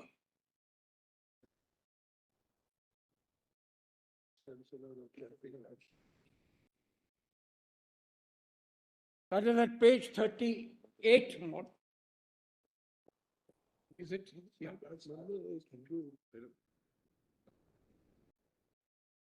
So, my lord, the amendments are there, 2L, etc. is there. I don't want to go into that. But the substantive amendment, my lord, on page 41,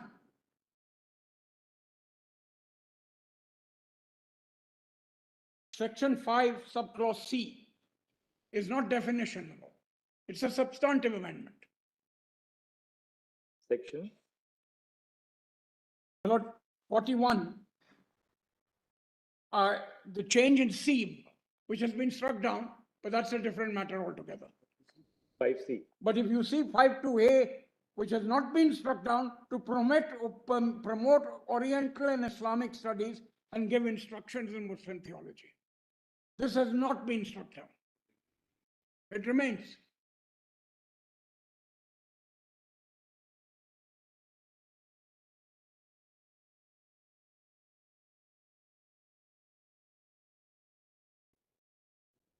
Yeah, the original 5.2. So, my lord, that has not been struck down.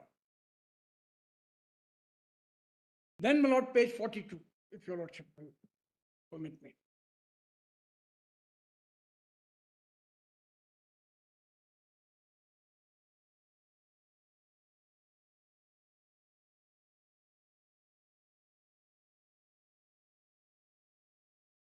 Yes. May I proceed, my lord? Your lordships will see 9A.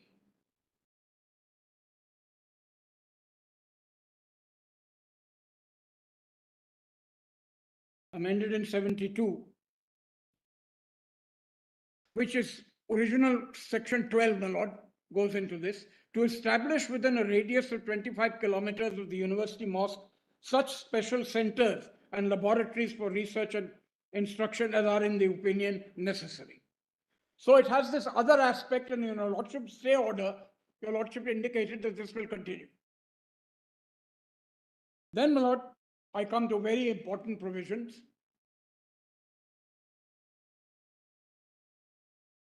Kindly come, my lord.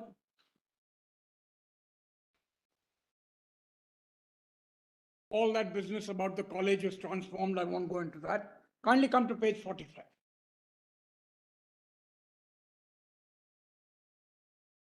The rector disappears. He becomes the visitor.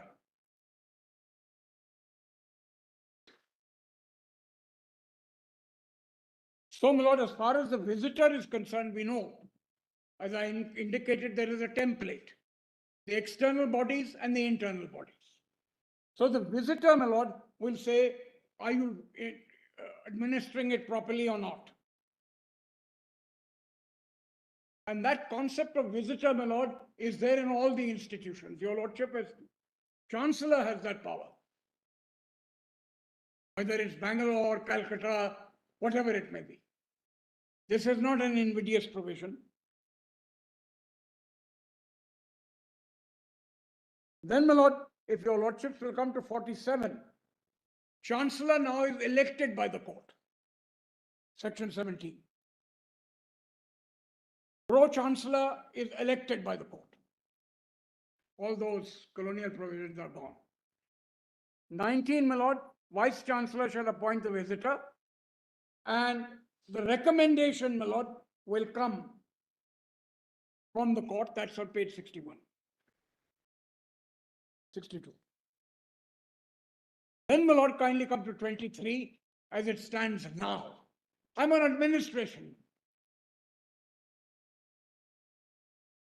The court shall consist of the chancellor, pro-chancellor, vice-chancellor, etc. It shall be in subsection 2, the supreme governing body.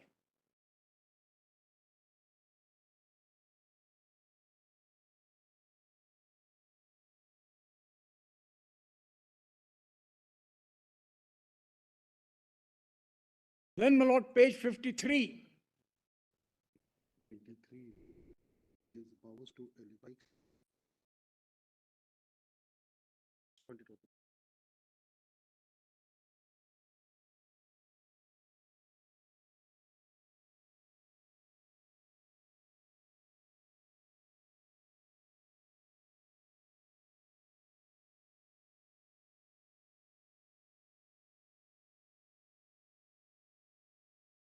Yes, just 1 second.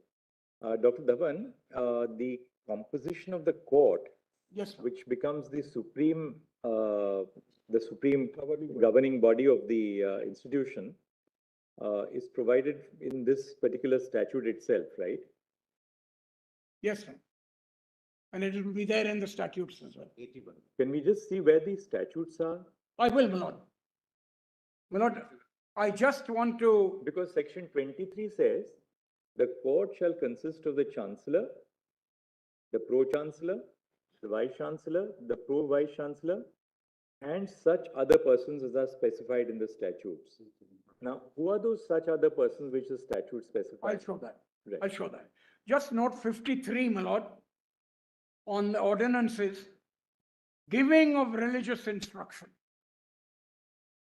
in subsection J, which was there in the original act. Now, my lord, I'll take your lordship straight away to the statutes. My lord, I'm not going to cover the ground that I did in 1920, that the religious aspects are there, my lord, because that has not been changed. Now, my lord, kindly come to the statutes.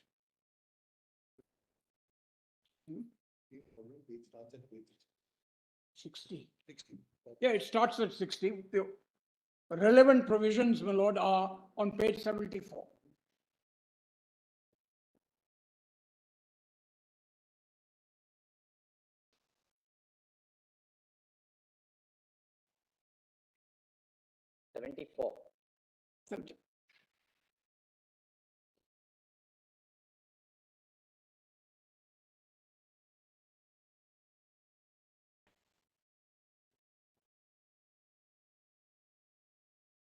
Can I take your lordships to some of the provisions now?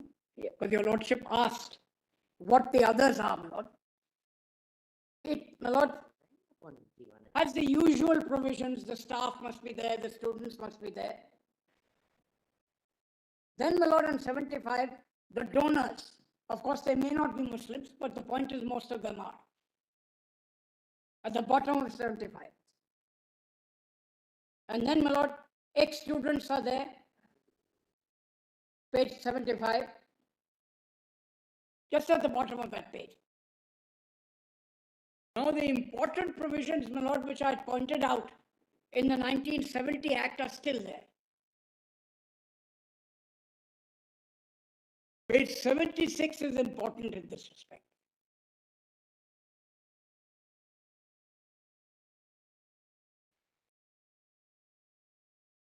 Can I proceed now? 76 says,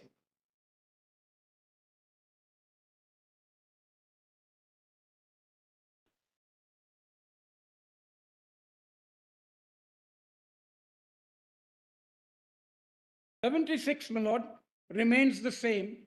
Representatives of the All India Muslim Education Conference." Then, my lord, representation of Muslim culture and learning.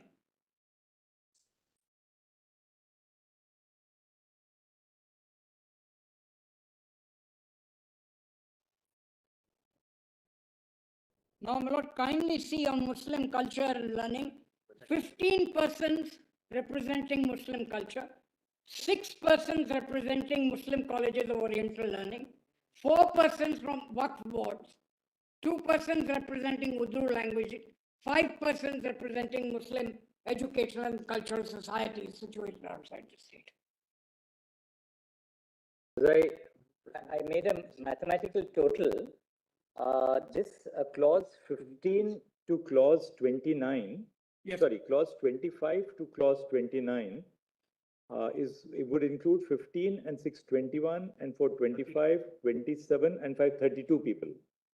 Now, what is the total composition of the court in terms of numerical strength? Plus 5. About 180. 180. Yeah. So in 32 out of Overwhelming majority throughout the existence of the de facto has always been Muslim, although it may not be specifically stated that 90% has. It's said of de jure and de facto. That's a legal argument, but as a matter of fact, in the court, now we are clear that court under section 23 is the supreme body. It performs all the executive functions. It is a governing body. Now, expressly by the statute, there is a requirement that 32 people out of the 180 odd must be, ordinarily they would be Muslims. I mean, there are 5 representatives. These are Muslim institutions. Yes, of course. Their 5 representatives of the All India Muslim Education Conference. Then that's right. So it will be 37. 37 out of a total of 180. Would that impact upon whether we call it? Lord, what? Because it's the words are established and administered by. My lord, what I put to your lordships, my lord, As in Faiz, now, my lord, liberal education requires all these representatives. Therefore, the important point is the presence, my lord, not just Muslims, of these institutions is enough, my lord. Whether it should be majority or not is another matter. But if we say that, the test under Article 30 is that it has to be administered. Yes. Would it be sufficient that the administration is given to a composite body, a large body, a multi-member body, out of which, say in this case, 32 or 37 out of 180 are Muslims? What does that then satisfy the administration test and the Article 30? Our respectful submission is the presence is there. And that is enough. In this day and age, my lord, you have to incorporate the other people. As your lordship put it, the students are there, the staff is there, it's inevitable, my lord. But that doesn't mean the whole, in one sense, or the presence has been affected in any way. It doesn't have to be 100%.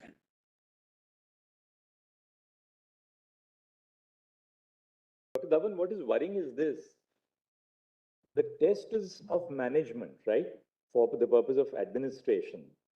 Now, we take your point that, well, as a university now governed by a law, you have to induct people who are representatives of various stakeholders in the university, the teachers, the students, the faculty, so on and so forth. We got that point. But then this would really lead to a de minimis argument that, look, even though the controlling voice in the administration is not that of the minority, yet we must still treat it as being administered by that minority. For treating an educational institution as administered by a minority, should the controlling voice in the administration not be of the minority? it is. Or even if Or could it be? I mean, we are formulating the hypothesis. It's an important issue to consider. Could it be the law, or could it be the position in constitutional law that even though the controlling voice in the administration is not of the minority, yet it should be treated as a minority educational institution under Article 30 because the minority has some element of presence in the managing body. Will some element of presence in the managing body suffice? My lord, our respectful submission is that take the vice chancellors, my lord. They've all been Muslims, they will be here as well. Then the de facto argument, my lord, is an important argument. And therefore, my lord, presence, they haven't lost control entirely to secular forces. All vice chancellors have traditionally been elected by the court, right? Yes, all of them, barring three, my lord. Either by the.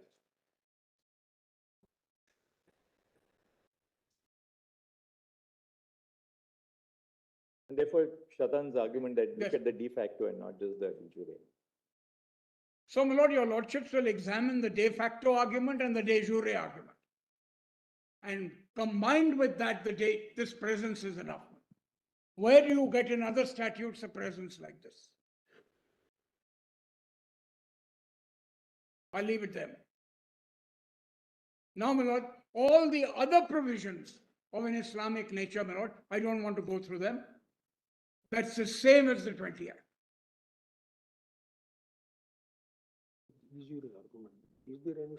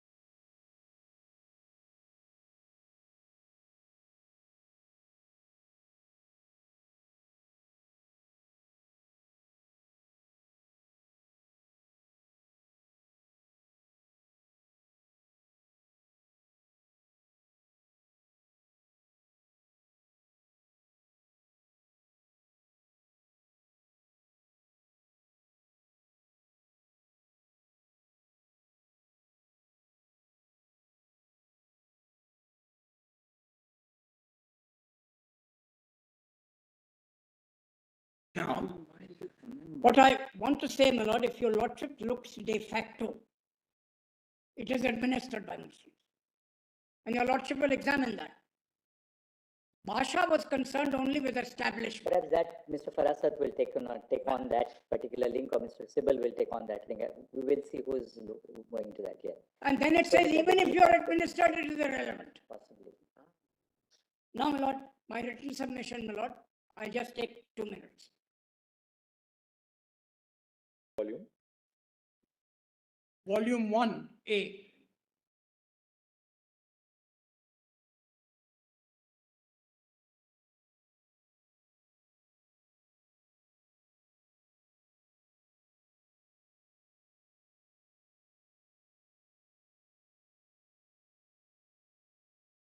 Now, my lord, as your lordship got it, page 9.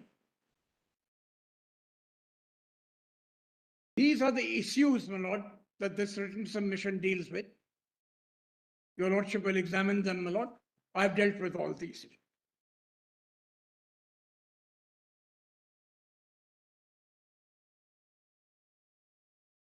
Also, my lord, your lordships will see this business of the 81 Act, my lord. In fact, Dr. Dhawan, first two questions are the real ones. Yes. Probably. Naturally, because Aziz Basha is quoted in the reference. First two and 5. Yes. 4, my lord, also arises out of the reference. 5 arises out of the reference. 4 will arise in a slightly different way, not directly. No, my lord, because the reference refers to the UGC and the National Minorities Act. Okay. So it's taken from there. Okay, fine. That will be their argument, in fact. Now, my lord, all this business of the Allahabad High Court, my lord, is at page 44. 5 and 6 will. I don't want to go there, my lord. Your lordship's question is on administration. So the two parts of the 81 Act can be delineated. That dealing with changing the basis, and that dealing, my lord, with the administration. There are two distinct parts to the Act.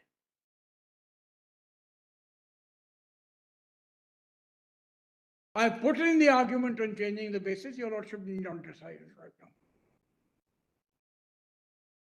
That is for another bench, my lord. I'll just take 1 minute.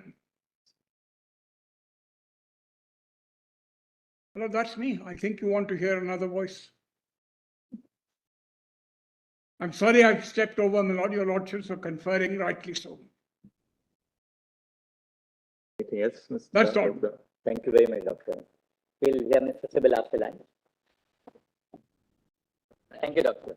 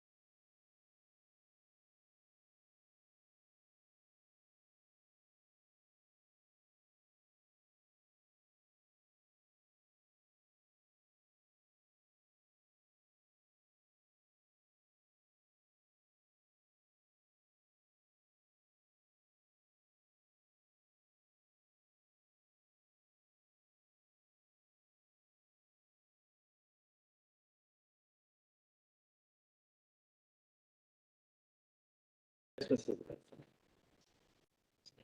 I may, let's brush the canvas, with a broad brush to tell your lordships why and how your lordships should look at this matter. Well, this is, first of all, a pre-constitutional law.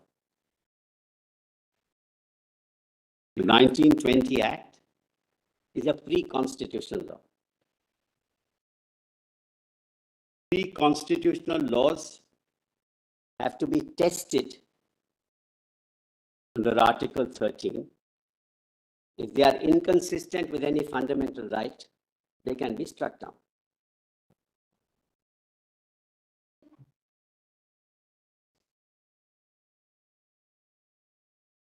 Article 30 is a right, fundamental right given to minorities. If your lordships looks at the 1920 Act, I'll come to that later, and comes to the conclusion that the Act itself is ultra vires Article 30, your lordship can strike it. But has there been a challenge to the validity of the Act itself?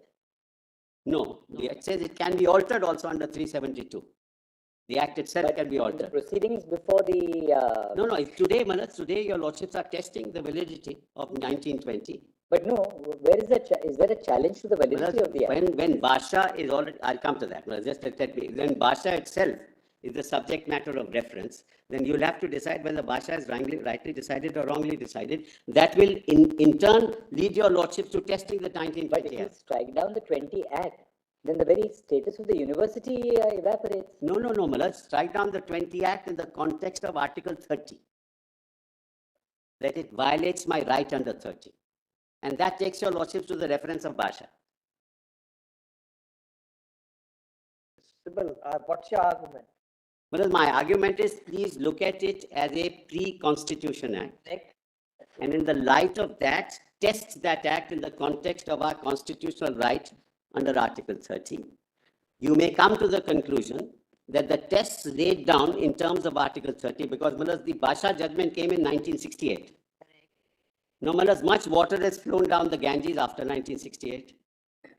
But nobody challenged the Act, Mr. I'm not saying. How can we deal with the validity of the Act? Please, I am just at the moment, only asking your lordships to look at it as a pre-constitutional law. We'll come to the argument as to how it can be challenged, how it can't be challenged. All of you are appearing for Aligarh Muslim. I am appearing, for the Old Boys Association. Old Boys. And Mr. Dr. appearing was for the for university. AMU. Yes. And Chadan? Right, Malas. But no challenge to the Act. How can we? No, I'm not challenging the Act at all. Please appreciate, I'm asking your lordship to interpret the Act in terms of Article 30. That's of course. That's all that I'm wanting your lordship. There's no difficulty there. Yes, I figure that's always. In violation of my right under 30, there's nothing more than that, that I'm asking your lordships to do. Yeah. Now, as your lordship knows, Article 30 has been interpreted over a period of time.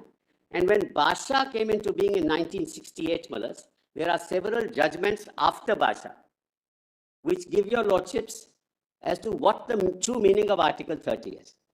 Right, those judicial dicta will have to be taken into account to interpret whether Bhasha was rightly decided or wrongly decided. Forget the amendments made. I'm not concerned with that.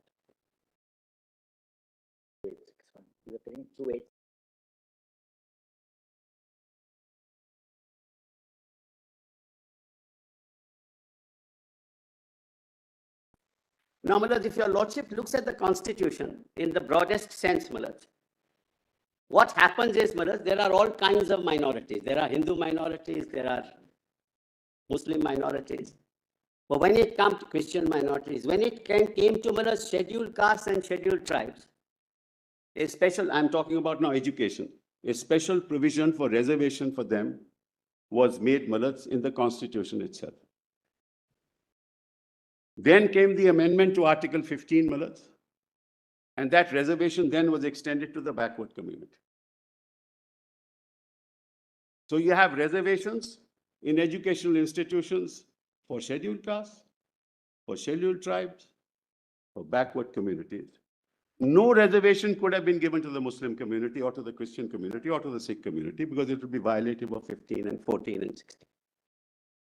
So in the context of the framework of the Constitution, there was no other way to give an opportunity to those left out No, Mr. to allow for education. No, Mr. Sibal, I don't think the reference is on this issue.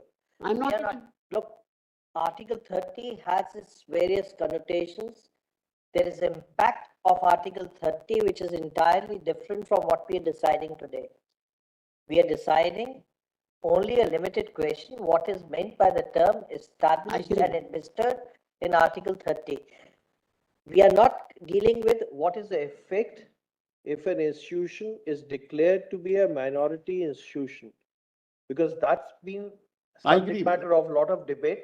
Probably they wanting us to do it, go into that. But I'm giving only a background, Malaj. I'm not, this is not, please appreciate this. Wanting us to go into that question. No, I'm just giving a background as to why 30 came into being, Malaj. What you are saying is that the beneficial provisions which were carved out for, say, these SCs, STs, and the socially and educationally backward classes could not have been given to the minorities because there would have been the bar of 15(1). That's right. And no discrimination on grounds of religion. there is a rationale. Yeah, Therefore, what was the special provision which was crafted by the constitution makers? Article 30. That's right. That's why Article 30 has been called, in a sense, an article of faith. That's correct. We must put ourselves back in 1949, 1950. Exactly. And the idea was to give a sense of confidence to the religious and linguistic minorities. That's right. That they would be safe within the confines. It is in this context that Article 30 is in the Constitution. I'm just giving your lordships just the broad constitutional framework. So when this happened, Malaj, look back at the time of 1950 when we became a republic, Malaj, where were these higher educational institutions? There were none. In fact, Malaj, the only 5 or 6 higher educational institutions were University of Calcutta, University of Allahabad, University of Lahore, University of Bombay. And University of Calcutta and Madras. That's all. In fact, Mr. Sibal, Bombay University had jurisdiction over present-day Karnataka, Yes. Maharashtra, Yes. Gujarat, and if I'm not mistaken, parts of Sindh as well. Correct. But therefore, Malaj, there were hardly any institutions of higher education. And Malaj, if your lordships are aware, and I'm sure your lordships are, the only 14% of India was educated. 14% of 300 million people. There were no institutions. So when these 5 institutions, Malaj, actually, they were set up after 1857. And Malaj, it was set up on the basis of the London University. Because unless you had a university, Malaj, you couldn't get a job unless you had a degree. So when these universities were set up, Malaj, then the British thought that we must regulate them also because they must have standards. This is all of the background to look at 30 later. I'm just giving your lordship some background, nothing more than that. So in 1904, a regulation was framed that all these universities must be regulated under one statute, so that standards are maintained. Right? No, it's okay. Then what happened was, Malaj, in the meantime, there was this movement by the minorities and by the Hindu community. And what about our institution for us?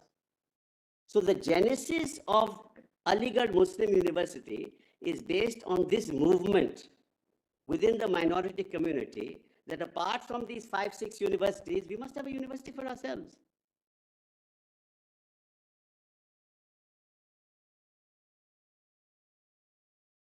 That's how the Aligarh Muslim University came into being. And imagine, Malaj, Sir Sayyid, and I'm talking about 1870, Malaj, the patience that that man had. That we should not be looking at Muslim education alone, we should be looking at secular scientific education.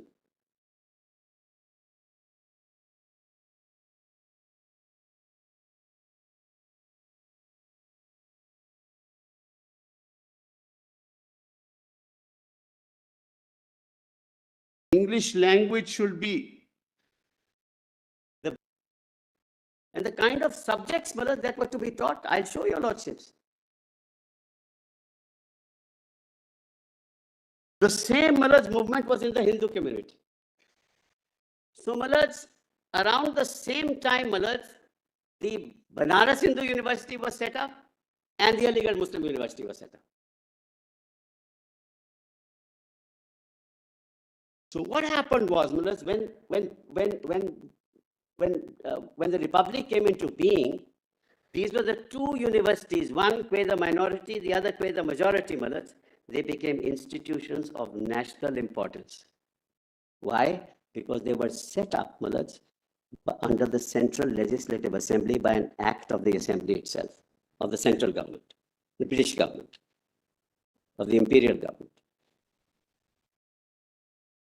What about the other universities, which were? By acts, Malaj, by all separate came by act. Yes. And then they're regulated in 1904 together. They were regulated. It will have an impact on the in meaning of, why am I saying this? It will tell you the meaning of established, it will give you a meaning of administration. Give you some indication as to what it means. Then, Malaj, what happened was, when these were the only two universities, Malaj, which were set up by the Central Legislative Assembly, and your Lordship knows, Malaj, the time when the Constitution was framed, education was a state subject. So they could not be administered by the state in which they were located. Both were in UP. In fact, apropos what your submissions, sorry for the digression, if you look at entry 63 I of was this coming one, precisely to that. union list, it Yes. says the institutions known National importance. of the commencement of this constitution as the Banaras Hindu University, Yes. the Aligarh Muslim University, The Delhi University. and Delhi University, the university, and then came later the university establishment pursuant of Article 371E. Any other institution declared by Parliament Yes. by law to be an institution of national importance. Yes. And Malas, Ambedkar says this is because we must protect the cultural ethos of India.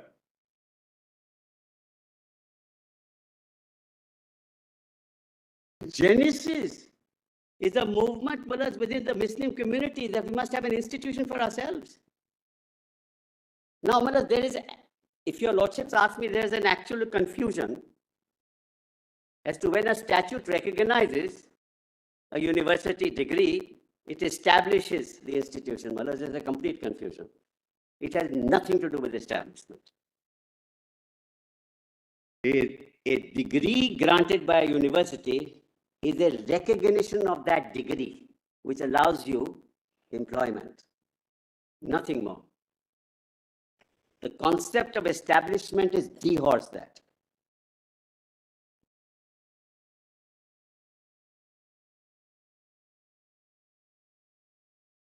It's an act of recognition by the state of the degree.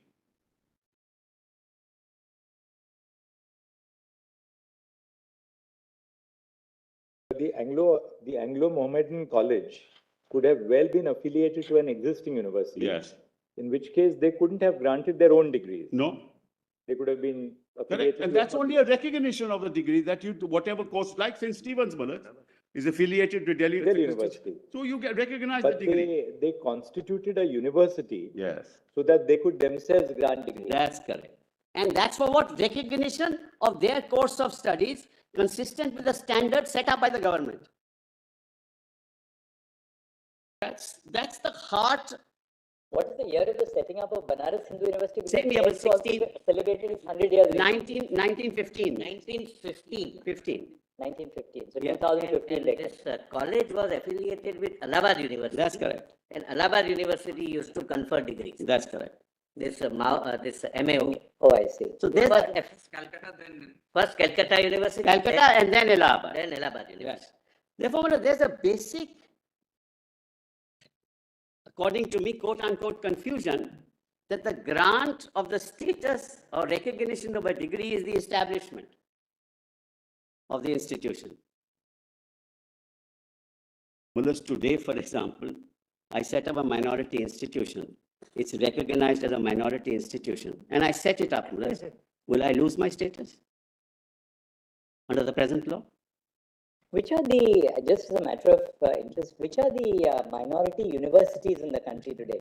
Many state universities. Now, after Basha, what has happened is, the states allow a minority institute. What happens is, I want to set up a minority institute, say a Sikh institution or a Christian institution. I set it up. You have the Christian Medical College, Vellore, for instance. Well, that's I'm an not old, sure whether it's a that's an deemed- old institution, but I set it up now. Supposing tomorrow I want to set it up after Basha.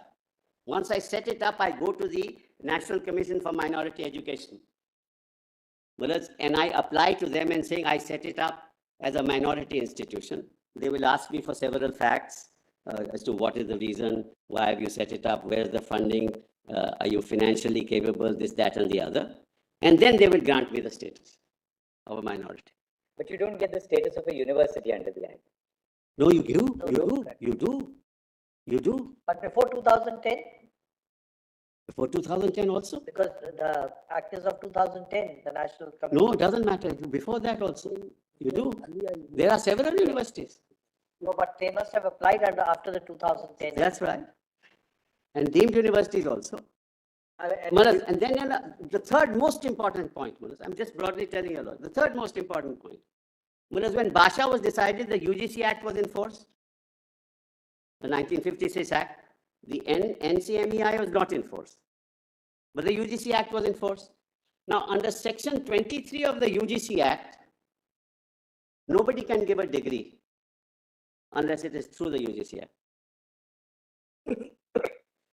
You can't give a degree. You can't call yourself a university. You are either a deemed to be university or you are a university. Or you can't use the name.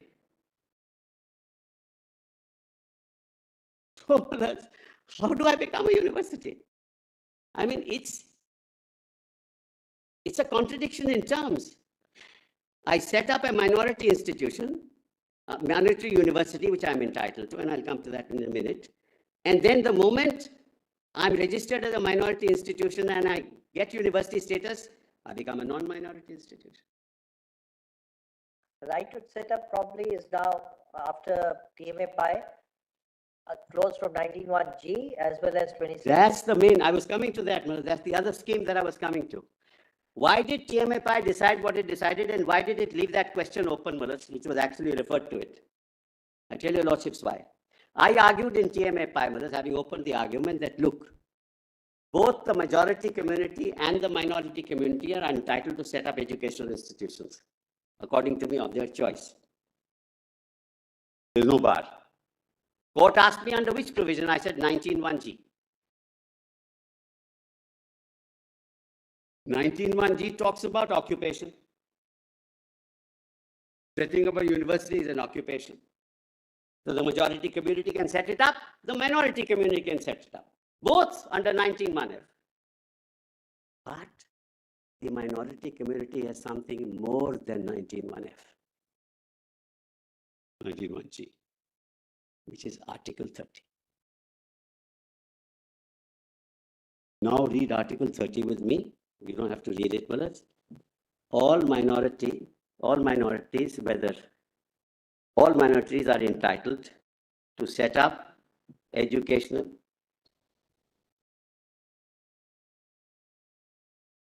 based on religion or language, can set up institutions of their choice. Right? The choice relates to what? School, college, university. Choice can't be limited under Article 30. I can set up a school, I can set up a college, I can set up a university. Now you say I have a right to set up a university, but if I go to the statute, if I go and get myself, go to the UGC and say I'm a university, then I lose my status. It's ununderstandable. The very logic is ununderstandable.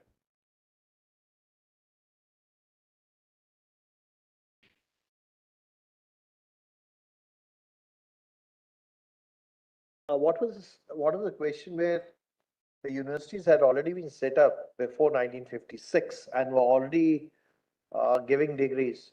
What is the position under the UGC Act? They were not minorities. We were only. Forget about minority. Yes.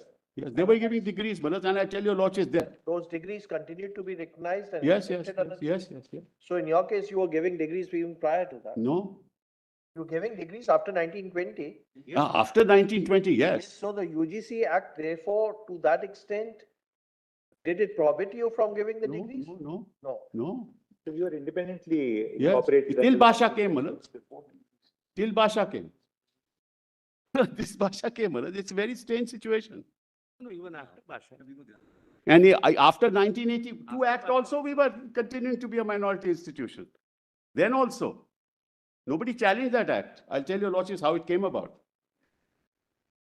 But I'm not into the 19... See, basically, Basha says that, look, you could have set up a university and could have given degrees. Well, how could I? Actually, even after Basha, degrees are given and can be given. I am on... Yes. I request my learned friend. No, therefore. It doesn't matter. Every incorrect statement I make need not be corrected by you. Because every incorrect statement you make, I never correct. Incorrect statements are very potent. Incorrect statement you make, I never correct. Because I believe you will always make correct statements. So, what is the point that I am making? That you can't lose your status as a minority institution the moment the UGC grants you the status of a university. When Article 30 entitles you to set up a university. You can't say now Article 30 doesn't entitle you. So Siddhaj Bhai, when it says, Malat, and this is really the other confusion. Siddhaj Bhai, when it says that Article 30 is an absolute right, is absolutely right when it says that. That absolute right is reference to the choice. That absolute right is not with reference to regulation. Which is why TMAPI later says, you will be regulated. You can't say that you will not keep your sanitary standards. You can't say that you will not keep this standard, that standard. That comes from where? From 1906. So every university, whether a minority university, will be regulated in public interest under 1906.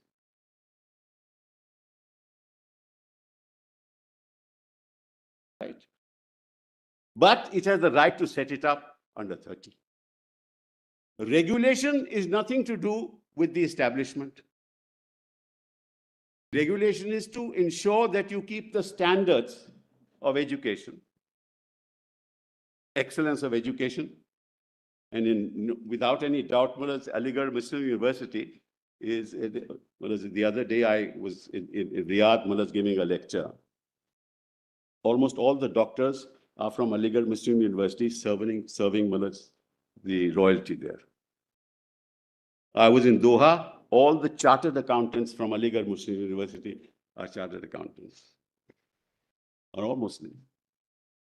Of course, many of them said, we can't get a job in India. We were forced to come out. We love our country. We'd love to come back. And Mullah, I want to ask myself a question, Mullah, and to you too.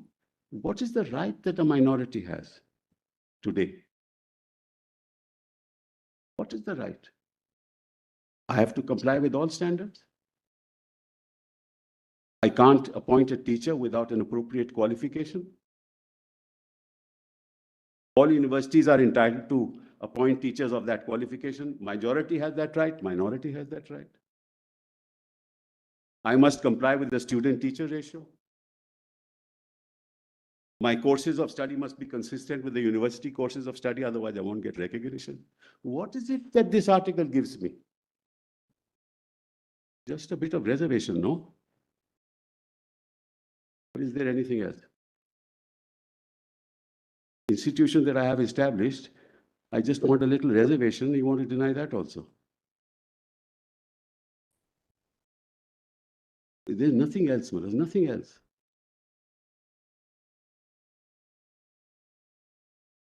Now, if, Mullah, there is undue interference in the function of my university, then it is my right to challenge it and say, you can't do it.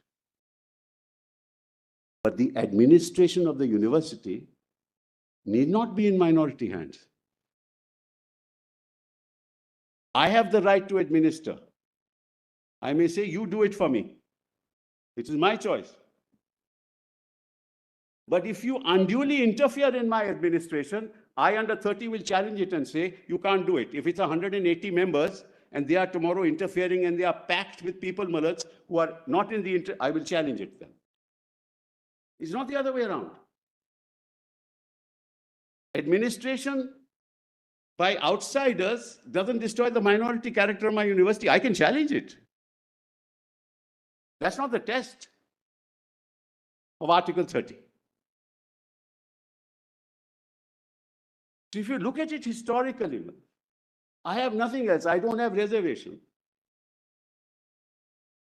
Very few people in the community are, and well, let's be clear on it. And these are factual matters, which is a matter of public discourse, Mulats.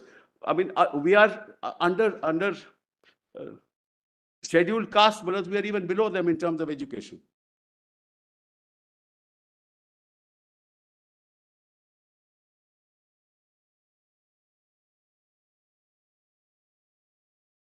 So we are not empowered enough. The only way to empower our children is through education. And in higher education. May I just tell your lordships, in all these courses in Aligarh Muslim University, like MD courses, MS courses, engineering courses, the minority students are not around. Most of them are majority. Why? Because they have not been empowered from school. The only places where they are in majority is theology, religion, because the majority community doesn't want to be part of that. So one, we are not empowered. Two, we want to be empowered. The only way to empower ourselves is to allow us these universities. Give us that right. Give us the right to be called a university. Allow the Muslim community students to get a higher degree. Let them get jobs. And you say, no, this is not minority. Why? Because you have been recognized by statute. That's Bhasha, Mulats.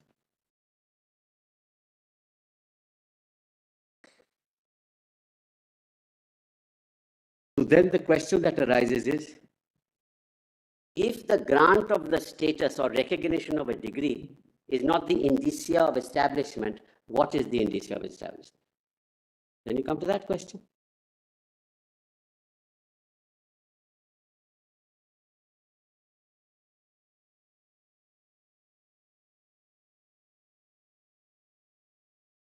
And when the Central Legislative Council, when this university was set up at that time, there were certain debates that took place. Would my lords be kind enough to turn to that? Volume 4, 4C.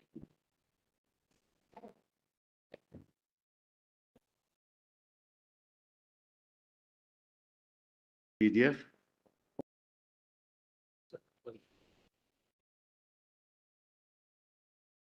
And remember, Mulats, I'm sorry, my mistake.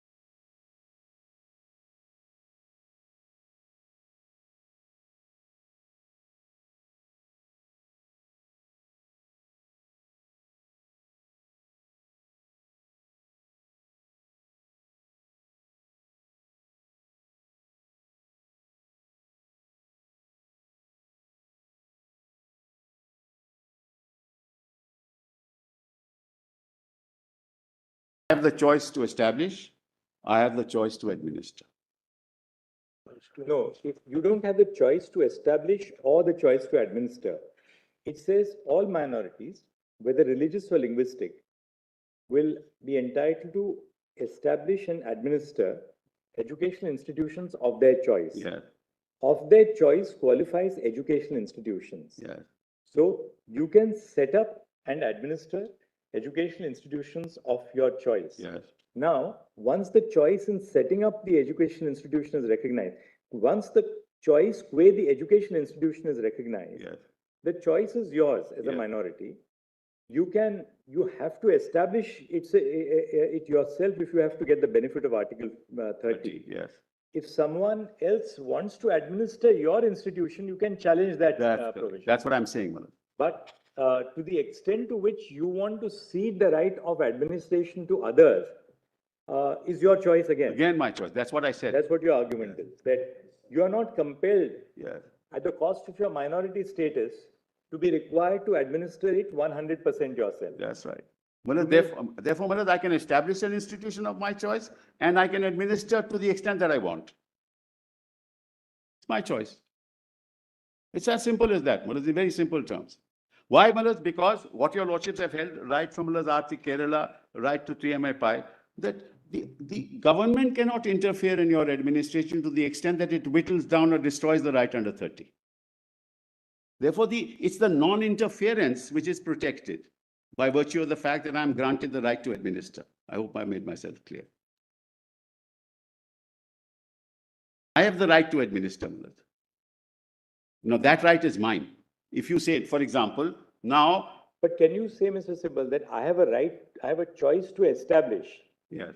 Instead of establishing it myself, I will delegate the power to establish to someone else. No. You can't do that. No, of course I can't do that, Manoj. I can't. You have to establish it yourself. That's right. And I am right to administer it also. But if supposing government says, look, in your select committee, we will have a nominee of the UGC. You can challenge that. I can challenge that, but I can also accept it. Oh, it doesn't matter. I can also accept it. Now, if I accept it, doesn't mean that I've given up my right, that I'm not administering it. That's how, ultimately, Maharaj, everything else is controlled. There's nothing left, Maharaj. So what is given to the majority community under 19G, right, is regulated. What is given to the minority community is also regulated. And it's regulated under the same statute. So there's no difference. I don't get a higher right, they don't get any superior right. So what is the right under 30 that is left? What is left is just some reservation.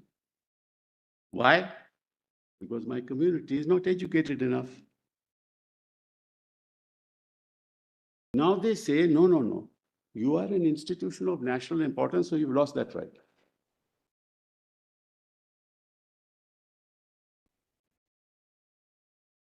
It would be bizarre.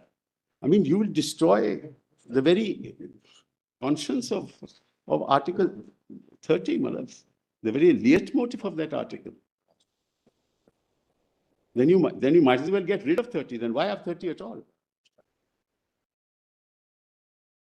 The only thing which we'll have to consider is this, that at the birth of the Constitution itself, we are now not looking into, the broader aspects of the right of a minority to establish and administer. At the birth of the Constitution, Aligarh Muslim University was referred to EO nominee. There are only two institutions which are referred to EO nominee. Yes. Banaras Hindu University and Aligarh Muslim University. Once these are recognized EO nominee in entry 63 of list 1, correct, and placed at par with institutions of national importance, as it calls. Fair enough. We get some funding, Madhur, that's all. We got some extra funding. Please, you point out what is that everything. You're already trying to take everything from us. What do we get? Some extra funding is institutions of national. What of the IITs are all institutions of national importance under 64. What do they get, Mullah? The funding. Mullah, let's go back a little. If you look at the development of education in India as opposed to other parts of the world, Mullah, take, for example, Stanford. Stanford was set up by a magnate, Mullah, who used to run locomotives. He made billions of dollars, Mullah. And his son died, so he set up Stanford University. There was no regulation of Stanford University. It grew, Mullah, started awarding degrees. Yale was set up by Puritans. 500 Puritans, Mullah, who were anti-Anglican. The Anglican Church, Mullah, came and set up the university, gave its own degree. Harvard was set up by 1,700 Puritans. Cambridge, Mullah, how was Cambridge set up, Mullah? What happened was at Oxford, two people were convicted, which the Cambridge scholars thought were innocent. And the king supported that, their conviction and their death sentence. They were hanged. So, Mullah, the scholars, about 60, 70 scholars ran to Cambridge and set up Cambridge University, gave their own degrees. We are regulated. We are regulated. Why? Because we don't have the wherewithal to set up a university. The minorities, the Dalits, the scheduled castes, the scheduled tribes, the backward, very few of them have the capacity to set up a university. We're a poor nation, Mullah. Today, our per capita income is $2,000 per person, which is what? 230 rupees per month. That's a per capita. 800 million people are earning 5,000 rupees a month. Where are you going to get universities? And whatever little we have, you want to take that away also. Let's look at the context in which all this is being done.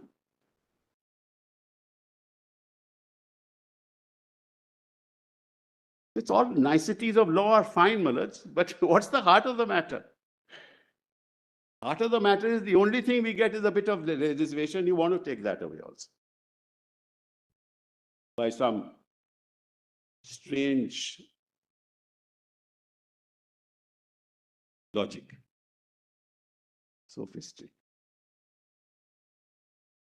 Now just see, Mullah, kindly come to volume 4A for a minute.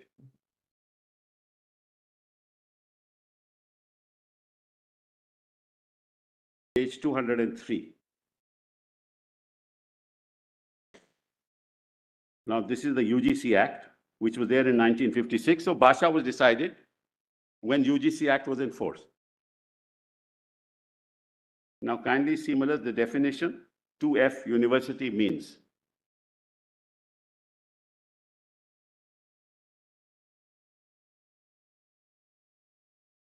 At page 203, my lords have that.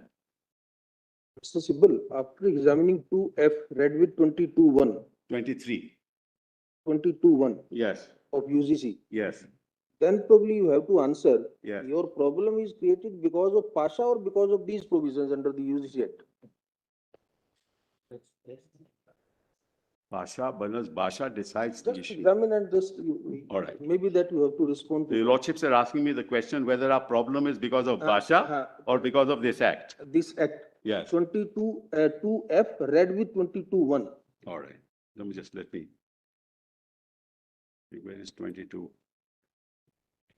And see the 214. And see the opening statement of the act. It is referable to entry 63 of list 1. Correct. That's right, man. 214. 22.1 is the right of conferring or granting shall be exercised only by a university established and incorporated under the Central Act, a Provincial Act, or a State Act, or an institution deemed to be under Section 3, or an institution specially empowered by an act. Correct? Because otherwise, Mullah, I can't just set it up. Because of this provision. Because of this provision. And C23, Mullah, that's the other thing. Please see 23. No institution, whether a corporate body or not, other than a university, established or incorporated by or under a Central Act, a Provincial Act, or a State Act, shall be entitled to have the word university associated with its name in any manner whatsoever. Provided that nothing in this section shall for a period of 2 years, we are not concerned with that. Then there's a big problem, Malas. So the right to establish a university Yeah, which is competent to award degree yeah. is restricted in terms of the provisions under the UGC Act, not on account of the judgment as such. In if you read in abstract. Yeah, but Malas, 1956 was there when Basha was. My problem is 1956 was there when Basha was established, and Basha then says you could have set up a university and awarded degrees. Your officers will remember. That's what Basha says. That you could have set up a university. In 1920, when I agree. Act was not there. I agree, but even in 1920 there was no such statute. Even in 1920. It is only 56. He just said something. They just said it, Malas. There was no statute under which I could have, Malas, be called a university.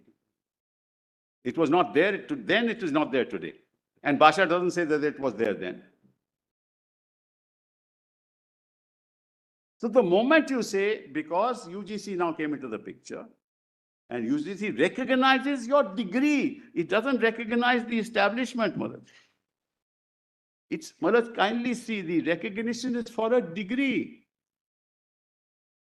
Degree is recognized by a university, not by UGC. I'm talking about university, Malas. Yes, it is recognized. UGC, Malas, University I can't call myself a university, then the guideline.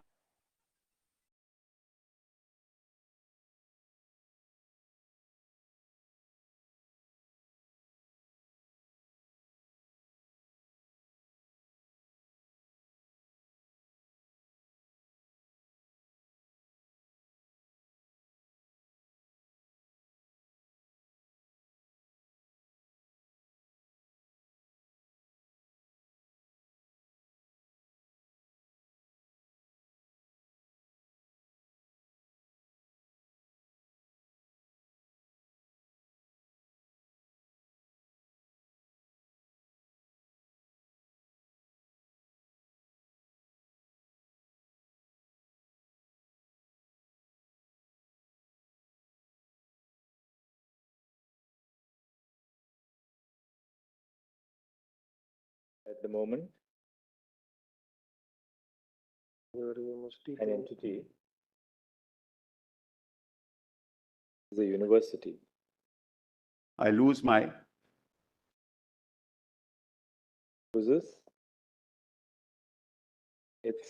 I lose my status as a minority institution. That's what it is, because I can't say I have established it, according to Basha.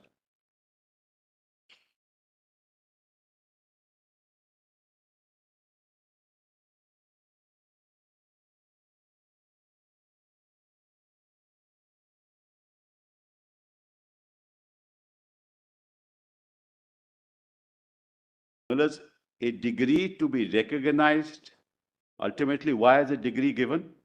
It is given for the purposes of seeking employment. Let's be clear. Nobody gets a degree, for the sake of having a degree. If it's medicine, for the profession, medical profession. If it's engineering, for engineering. If it's chartered accountants, law, it is only for employment. You have a BA degree, the minimum threshold for getting a job.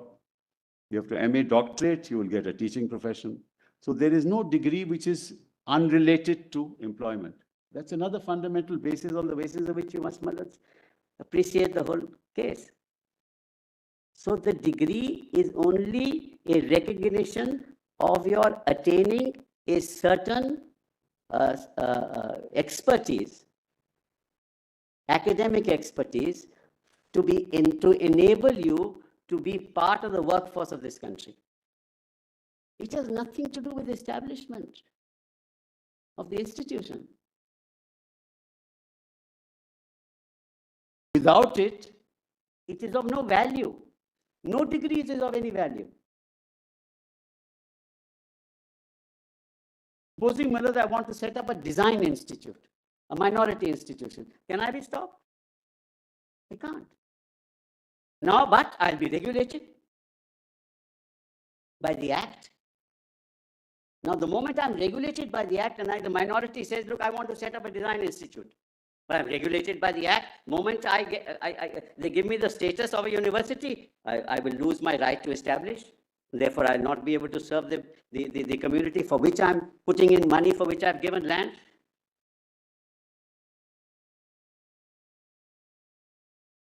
And in most of these cases, Malad, the land is given by the community itself.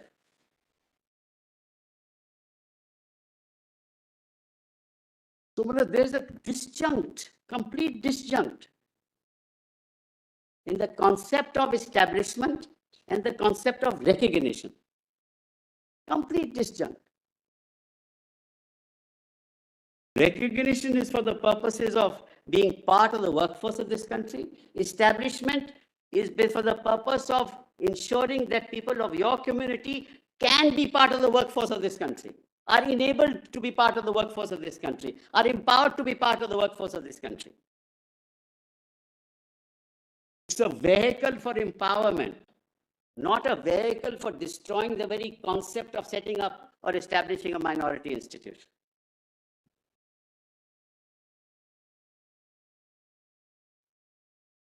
So assuming now it's not a minority institution, what will happen, Mullah?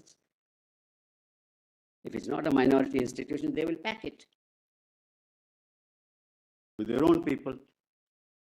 Not that they've done it, Mullah. I'm not saying, Mullah, that they are biased against us or that they will do it, but they have the right. They have to run it like any other institution of their choice, So they can have their own faculty, they can decide on how people are to be recruited, they can decide on all that. I can't even choose the courses I want to study, Mullah. That has to be also cleared. So once I have established this fact, Mullah, then the question arises, what then, as I said, what are the indicia for establishment? And I just want to take your lordships to volume. Yeah, 4C. I guess. PDF 40, Mullah. Yes.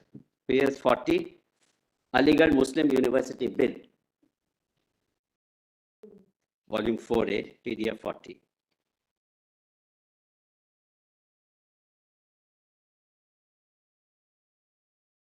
Or C. 4C. 4C. What is it? 4C. Give me what are you waiting for? PDF 40. No, this is start. Sir, having after a careful study of the Indian political conditions, arrived at the conclusion that the backwardness of his community was due to their neglect of modern education, that selfless patriot Syed Ahmad organized a committee to divide means for the educational regeneration of Indian Muslims. This devoted band of Muslim workers held a series of meetings, the last of which took place on 15th April 1872, in which it was decided to establish a Mohammedan college, and on the 12th of May that year, a society called the Mussalman Anglo-Oriental College Fund Committee was started for collecting subscriptions for the realization of that end. The result of their patriotic activities was the establishment of a school, the opening ceremony of which took place in 1875 on the birthday of late Majesty Queen Victoria, 24th of May. The school classes being actually started on the 1st of June. His Excellence, the Earl of Northbrook, was then at the helm of the Indian government, demonstrated his generous interest in the welfare of that infant institution by subscribing a sum of 10,000 from his own pocket towards the fund. In 1876, high school classes were opened, and it goes on like that. That's the genesis. Now, let kindly come to the bottom of page 41. The last 7 lines starting with the sentence, meanwhile. My lords have that? Meanwhile, the movement for the establishment of a Muslim university continued to gather strength. Resolutions in that behalf were carried at several meetings of All India Mohammedan Educational Conference, and finally, having ascertained informally that in addition to the existing valuable assets of the college, a large endowment fund would be required as a guarantee of its stability before government would agree to the establishment of a Muslim university. Exactly what the UGC does now. His Highness, the Aga Khan took the lead and headed a deputation which early in the year 1911 visited the various Indian centers in order to collect the necessary endowment fund. Such was the general response of the Muslim community throughout India. Flat within a few months, the deputation secured realization of promises for a necessary fund of 30 lakhs. And remember, Maharaj, that 30 lakhs became then the endowment when Maharaj, the government decided that, look, you can, yes, under the 1920 Act. Now, Maharaj, none of this is discussed in Bhasha. None of this.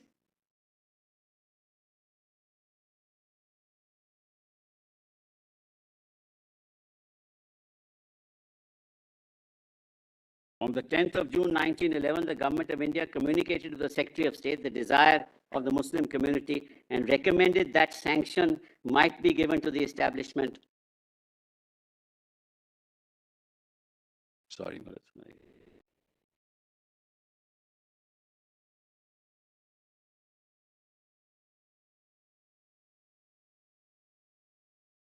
I don't stand here, Maharaj, for Aligarh Muslim University. Maharaj, I stand here for the diversity of the constitutional ethos of this country. And I plead to your lordships, don't allow that to be destroyed.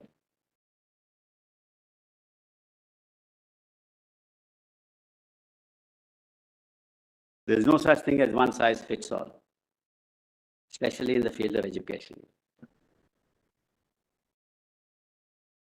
I mean, I have some idea as to how educational institutions are set up, Maharaj. I mean, they're not set up by a statute, just like that. Maharaj, somebody says, some representative says, Maharaj, I just give lordship the reality. Some representative says, I don't have any school in my area.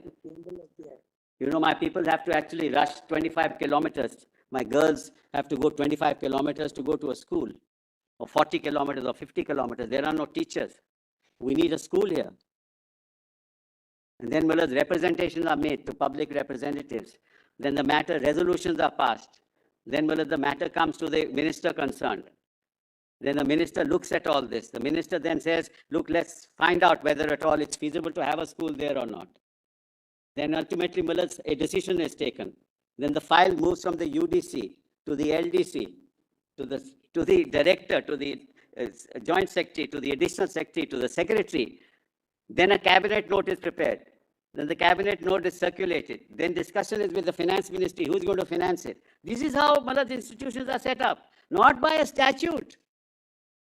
The statute is the end product of the establishment process, which starts on the ground. And this is that establishment process that I am inviting my Lord's attention to. It is at the heart of establishment. The statute happens to be a vehicle for the purposes of recognizing the establishment. It is not the establishment itself. It can never be as a matter of law. My land, my money, my community, my desire, my infrastructure. But moment I say that, look, the statute recognizes it, I lose everything. I am nobody. And why is it an institution of national importance? Because there was no other university, minority university at that point in time. Needed help also. Non-Muslims also ultimately gave funds to it. We also stand there and defend it, because we stand for that ethos. Yeah, I know that you mentioned already. So, in fact, this particular debate, the debate in the legislature, refers to the Banaras Hindu University as well. Yes. And at page 42. Yes. Meanwhile, the Hindu leaders who too had their in turn approached the government of India with a scheme for the establishment of a Hindu university at Banaras. Yes. Guided by that practical spirit, which is one of their characteristics, accepted the conditions laid down by the Secretary of State, with the result that a bill for the establishment of the Banaras Hindu University was prepared, etc. Then they say, the legislation regarding the Banaras University was framed in consonance with that scheme of things. The bill, that is this AMU bill, is in its essentials founded on the Banaras Hindu University Act. Correct. Recognizing the all-India character of the Banaras and Aligarh universities, the rules framed under the new Government of India Act have now proposed that these two universities should be a central subject, and the responsibility in connection therewith will thenceforth be rest on the shoulders of the Government of India. Yes. Wherefore, Maharaj, they couldn't be in list 2. They had to be in list 1. And Maharaj, list 1 is only fields of legislation. That's all that there is. And so if in that field of legislation you do something which interferes in my administration, I can challenge it.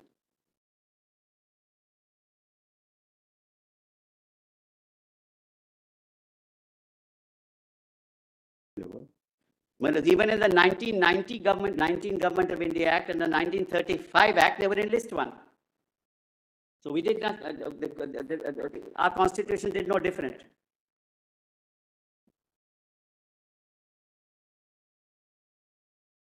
Then come to 45 minutes.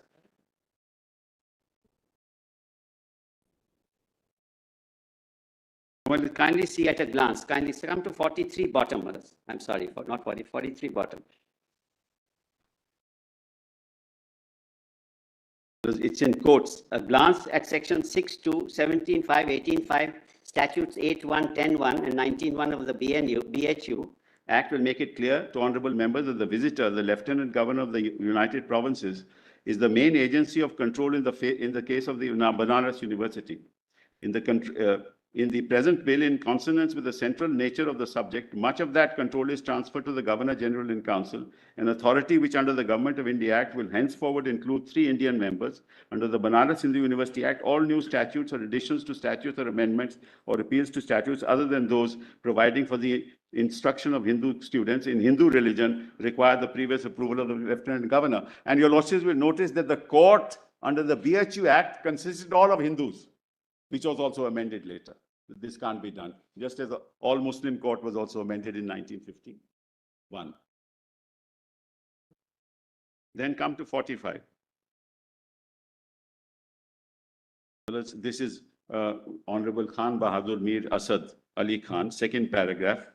By the introduction of this bill, we are adding today one more university of a teaching and residential type. University education on modern lines will prove to be a great boon to the Indian Muslim community. The Aligarh University, when it ushered into existence, will undoubtedly be an epoch-making event in the history of the progress of Indian Muslim education. With the door of universal knowledge wide open to the Muslim young men in a university of their own, the intellectual progress of the Muslim community is assured. With the imparting of Muslim religious education in Muslim young men and direct encouragement of Oriental and Islamic studies, their moral and spiritual progress is assured. In one important respect, the proposed university at Aligarh will differ from the existing universities of a teaching and residential type in that it will not, as recommended by the Calcutta University Commission, include intermediate classes. Greater concentration will be given to the development of cultural aid of higher liberal education. So here is a minority institution wanting to concentrate on liberal education. Now, can this be ignored, Malas? Kindly see, Sir Bhadikari. Sir, I congratulate, page 46. My Muslim fellow subjects, upon the appointed time, having arrived upon the approaching materialization of an educational organization of their own for which they have long been waiting. Materialization, this is establishment. I was reading a little differently. Did you read that passage at page 45 from Khan Bahadur Mir Asad Ali Khan's speech? Yes. By the introduction of this bill. Yes, I read it. I just read it. I just finished reading it. It is for the empowerment of the Muslim community, that's all. And that's also in liberal education.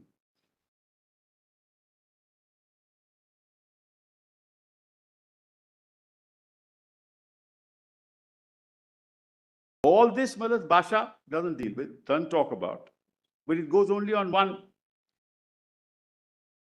thematic.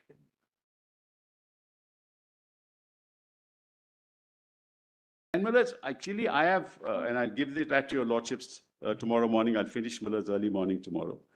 Mullahs, I have analyzed the various provisions of the Aligarh Muslim University Act, Mullahs. All of that Basha refers to are matters of administration.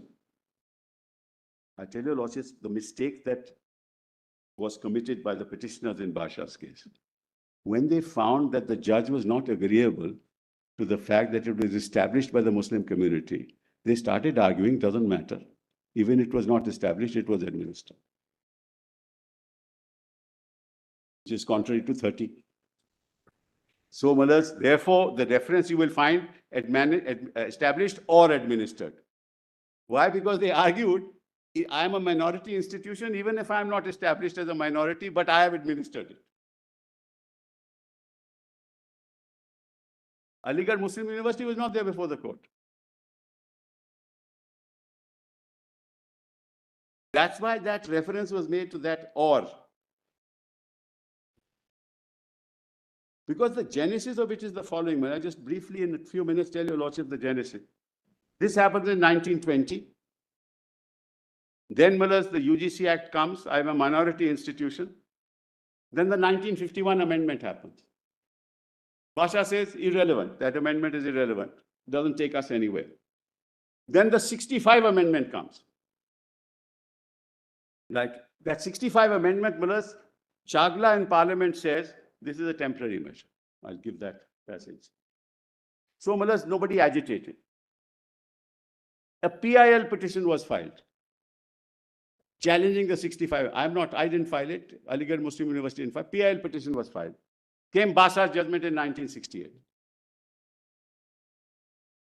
Despite Basha's judgment in 1968, Mullahs, nothing really happened. The university continued as it was. Muslims, everything, 100%, all that happened, Mullahs. Then, Mullahs, what happened was that in November, Justice Fazal Ali, with reference to Anjuman Remania, Mullahs, said that this, somebody relied on Basha, he said this needs reconsideration. This is in November 1981. The amendment came in December 1981, 31st December 1981, immediately thereafter. Then came the 82 Act, 81 Act. Again, minority, nothing happened. It continued like that, Mullahs. Then in 2005, I'm just giving you, Mullahs, just a conspectus of what happened. In 2005, now, till that time, Aligarh Muslim University was not involved in this litigation at all. In 2005,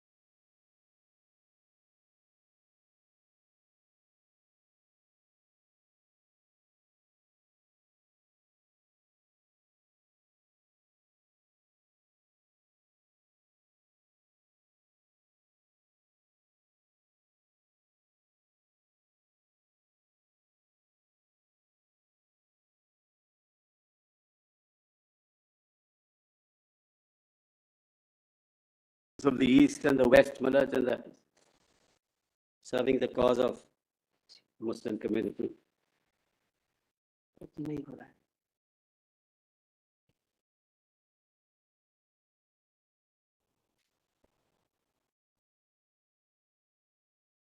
Page 46, Malaj. Sir Bhadikari, sir, I congratulate my Muslim fellow subjects. So, Malaj, this goes on. I mean, I can go on ad nauseum, but I don't want to waste your lordship's time. Then come to 51, Malaj. The Raja of Mahmudabad.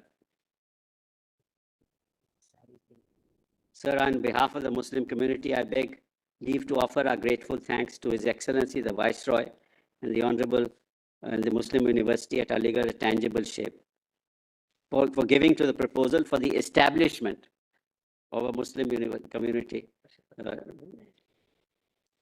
establishment of a Muslim university at Aligarh in tangible ways, shape.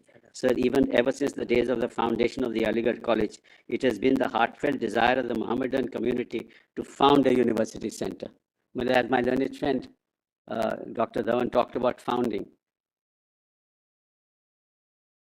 So it's really, it is the meeting of minds of the community for the purposes of taking forward the idea, which then ultimately results in a university being set up, is what establishment is.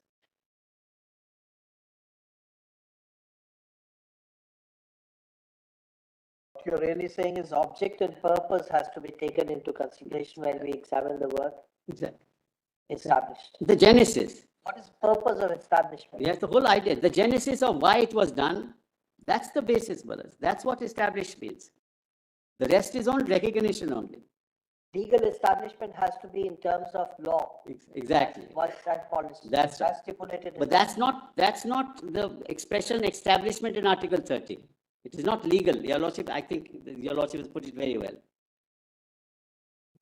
It is not the statutory recognition which is at the heart of establishment. That's a legal interpretation. Legally, it can't be established any other way. Can't be set up any other way. In a society, will have to be registered under Exactly.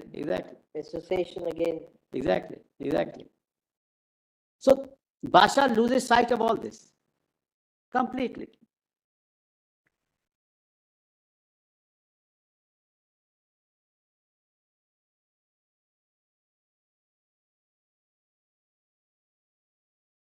This is not the only thing, but if I give your lordships, just give me 1 second. Kindly see this volume of 3C. Yeah.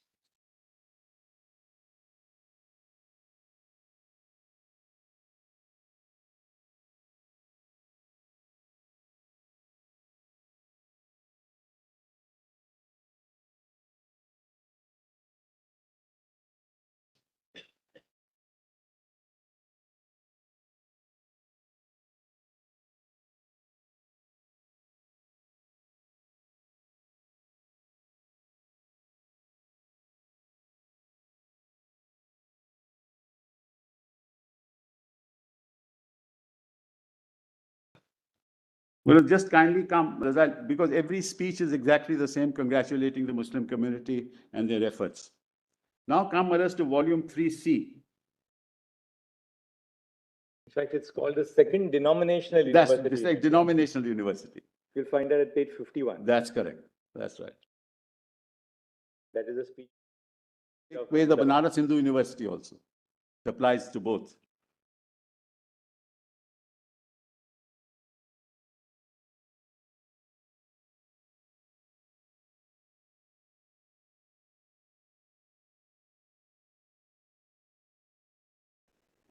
Yes. Now, let's kindly come to, because I can go on and on, there's no point. I've just given to your lordships the flavor as to how the genesis ultimately reflects itself in what was happening at that point in time. But kindly see, much before that, in 1872, there's a letter from the Viceroy to Sir Syed, which your lordships will find in volume 3C at PDF page 56.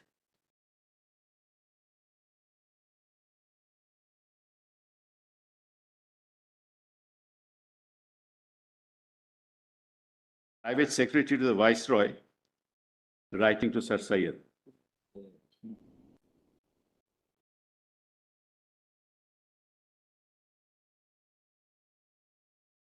This is volume 3C, page 56, PDF 56.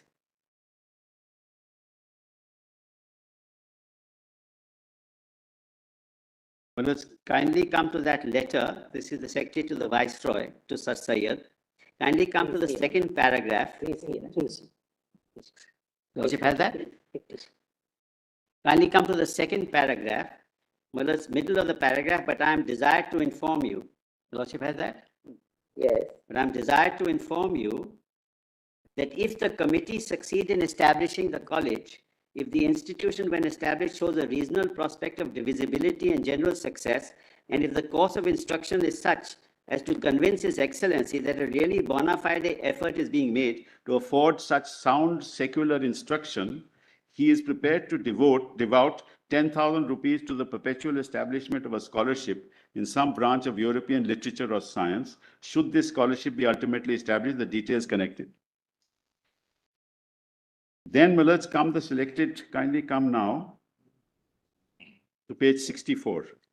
Same volume, page 64. From Sir Syed to Eliot, in reply to that letter that I just read to your lordships. At page 64 and second paragraph.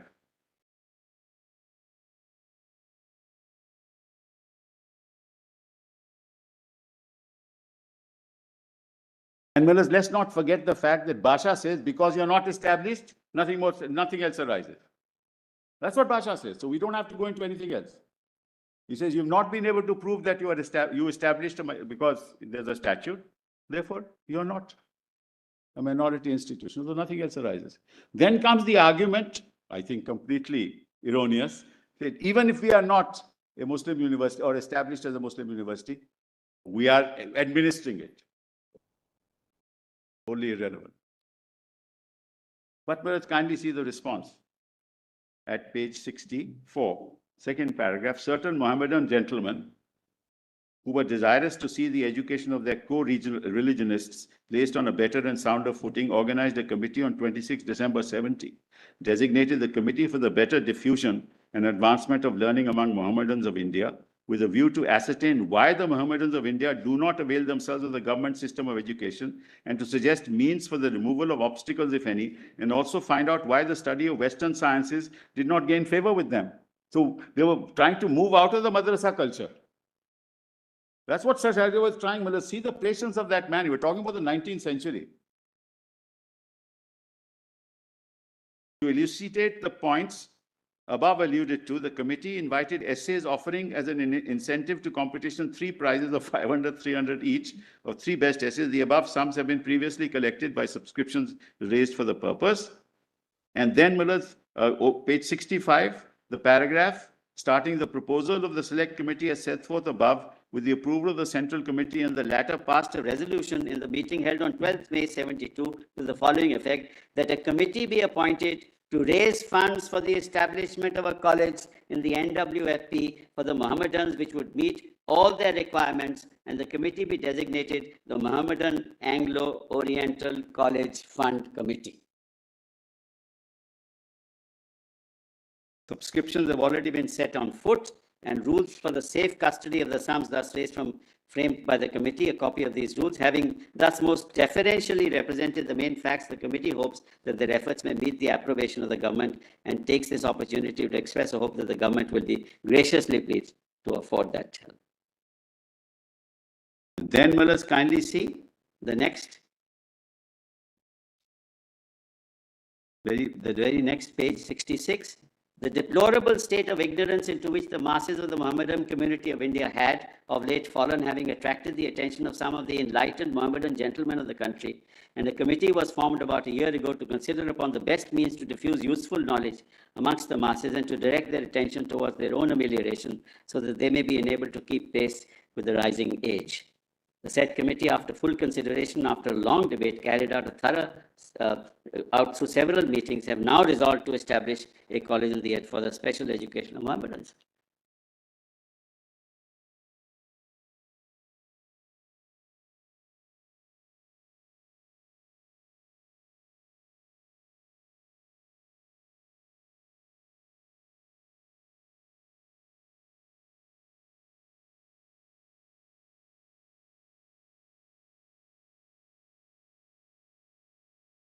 Now, let's kindly have a look at page 87. PDF page 230, is it 230? 87, very interesting. They decided to set up a college, and see the courses of study. Page 87. Where does that document begin? It begins at page 77. It says, it's again a scheme for the proposed Mohammed. Yes, well, it's very interesting. Well, I can go on reading, but let's just give your lordships a bird's eye view of the mind of Sir Syed. What was he looking at? If you look at page 84, it says the school course is to extend over 5 years and will include Persian language, literature and composition, arithmetic, algebra, elements of Euclid, history of India, geography, English, religious instructions, and Arabic, which is voluntary. And then you will find boarding students will have to observe discipline, which the headmaster may think proper. And the staff of teachers may consist of headmaster, teacher of English, teacher of Arabic and Mohammedan theology, teacher of mathematics, Persian, history and geography, handwriting. And then you will find, most interesting, brothers, page 87, course of study for the lower department of the college will be Arabic, English, Sanskrit, Latin, and Greek.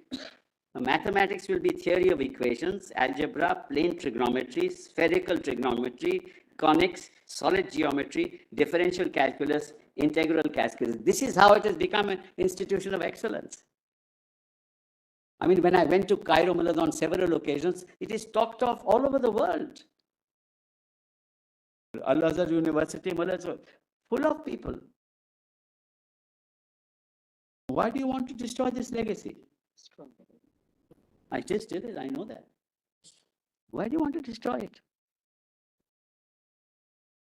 And I have a legal issue, which I am really concerned about. I'll assume that Act 81 Act is bad. But it's bad. It's still a parliamentary statute. It's void, fine. Can a government ever make a submission to the court contrary to a parliamentary statute, even if it is declared to be void?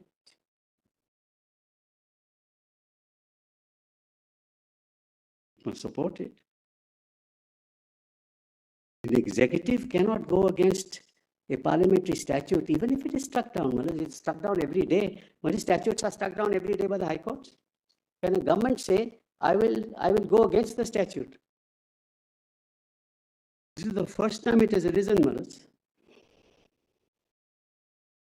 Having otherwise supported it, they say the executive can change its mind. Of course, it can change its mind by an executive decision. But it can't change its mind by a statute which Parliament has passed and say, look, I will argue against the statute. It's another very serious issue, Manas.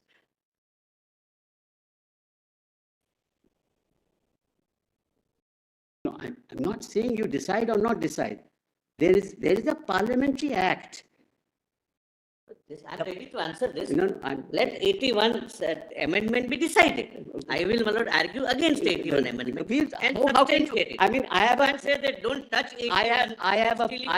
how can you argue against the this argument amendment? also. This is an amendment of parliament. You cannot argue against it. An executive cannot argue against a statute which is passed by parliament. In a constitution bench, it is the duty of the government to assist the court in the correct possible manner. I'm It sorry. is struck down by the High Court. I can always support I the High don't- Court's view. I But don't- then you can't say Separate, separate, we have understood. don't permit arguments on 81. We have but will- understood that argument. It was also flagged by Dr. Dhawan. It was flagged by Dr. Dhawan. No, he talked about I'm talking about. He flagged it, but he said after the raise the plea, then in rebuttal, I'll take it up. Yeah. We have understood that. So, Maharaj, I'm just saying, this is the mind of these great people in the 19th century. This is what they were looking at. And that's how the whole thing came into being. And that is why, Maharaj, it was established by the Mohammedan community for the purposes of empowering them to be part of the workforce of this country in various disciplines. And all that we get from it is a certain amount of reservation. Beyond that, we are all subject to the control. So, Maharaj, that's on established, Maharaj. Now, Maharaj, I just want to take your lordships.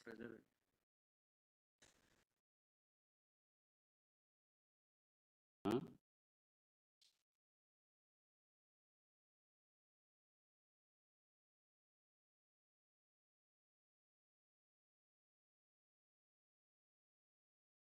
Where is that? PDF 4.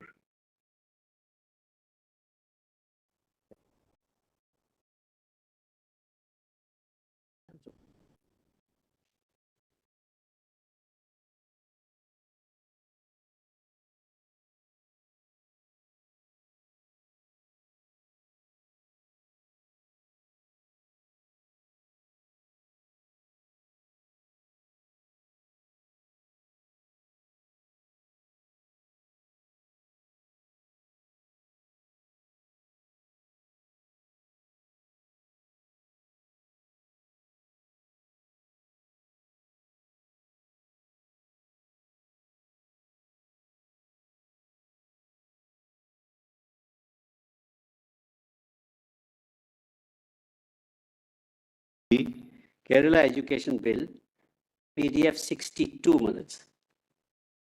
My learned friend has read everything, so I'm not going to, Maharaj, unnecessarily waste your lordship's time. Volume 5A, PDF 62.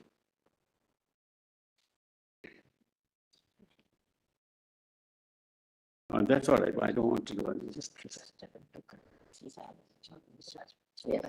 Lordship has that? Dr. Dhawan has shown us the judgments, Mr. Sibal. We can just look at them and you can formulate your point. No, I just show one sentence, Maharaj. I'm not going to read the judgment. Just one sentence. Kindly see. Volume 5A, right? Yes, 5A, page 62. The key to the understanding, Maharaj, this is the paragraph about towards the lower half, sentence starting, the key to the understanding of the true meaning and implication of the article under consideration are the words of their choice. My lord has that? Yes. Yes. Now see, the next sentence.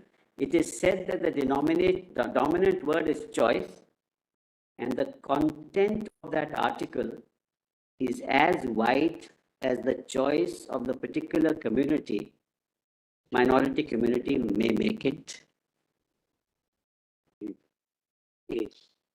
Sorry, Maharaj, it's at page. I'm sorry. Page 62. Yes, The key to the understanding of the true meaning. Yes, Maharaj. This is about 10 lines from the bottom. Yes. It is said that the dominant word is choice, and the content of that article is as wide as the choice of the particular minority community may make of it.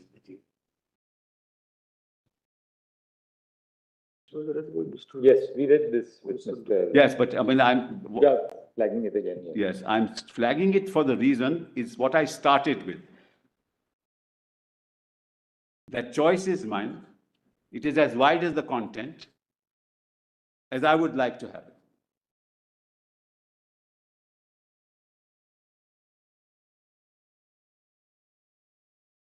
It is true for establishment, it is true for administration.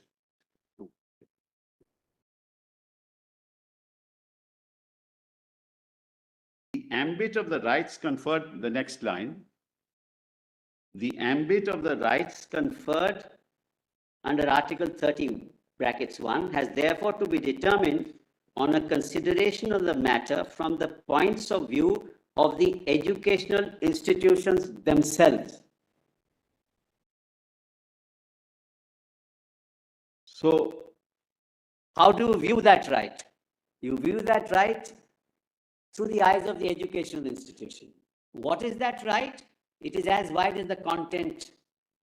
The choice is as wide as the content of the article.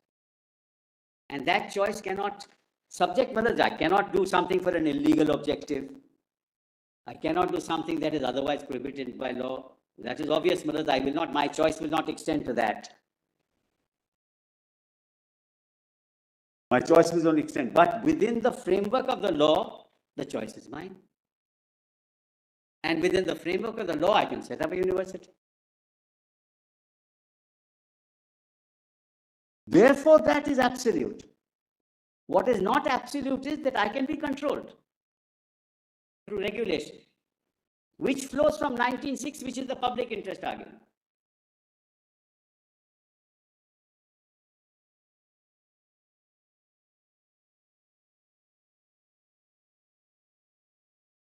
That is why, sorry.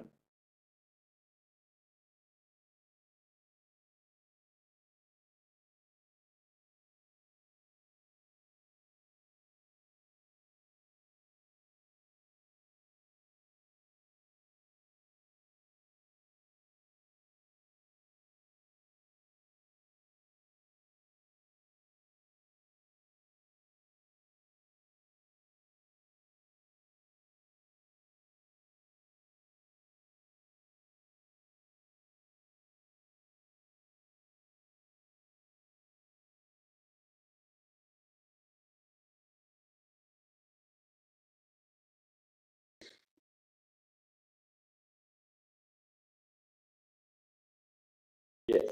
Therefore, what I'm saying is now, India Education Bill was in year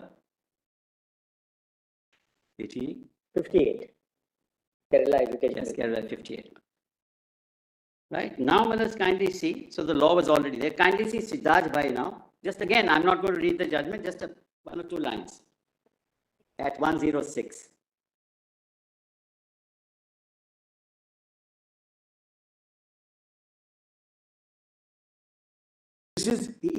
Siddharth Bhai explains what that absolute right means, Malaj, which has not been understood so far. It says, Malaj, at the end, the last at page 106, last 5 lines. Unlike Article 19, your Lordship sees that? Unlike Article 19, the fundamental freedom, my Lords, I'm sorry. My Lord, the Chief Justice had? Yes. Unlike Article 19, the fundamental freedom under Clause 1 of 30 is absolute in terms. It is not made subject to any reasonable restrictions of the nature the fundamental freedom enunciated in 19 may be subjected to. All minorities, linguistic or religious, have by Article 30 an absolute right to establish and administer education, and any law or executive direction which seeks to infringe the substance of that right would be the extent, to that extent be void. Now, as I just came to what my Lord put to me. That right in yours and me. I can challenge interference. I can say this structure is fine, you can have a doctorate, you can have a UGC representative, I have no problems with that. But I should have that grievance, because the right is mine. But under 19 minutes, that right is subject to the regulations under 19. Because it's an occupation. And for that occupation, I am subject to government regulations, either through the UGC or even otherwise.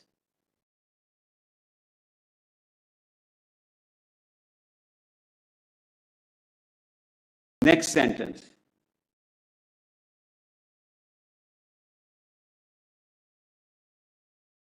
This, however, is not to say that it is not open to the state to impose regulations upon the exercise of this right. There it is. The right is absolute, subject to regulations.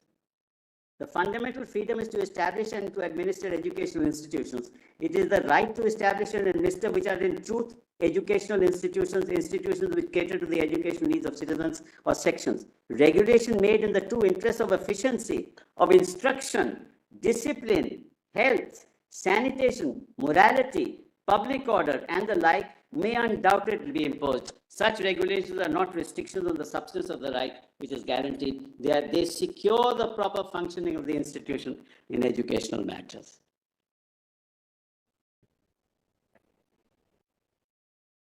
So your Lordship now see the correlation between 19.6 and 30.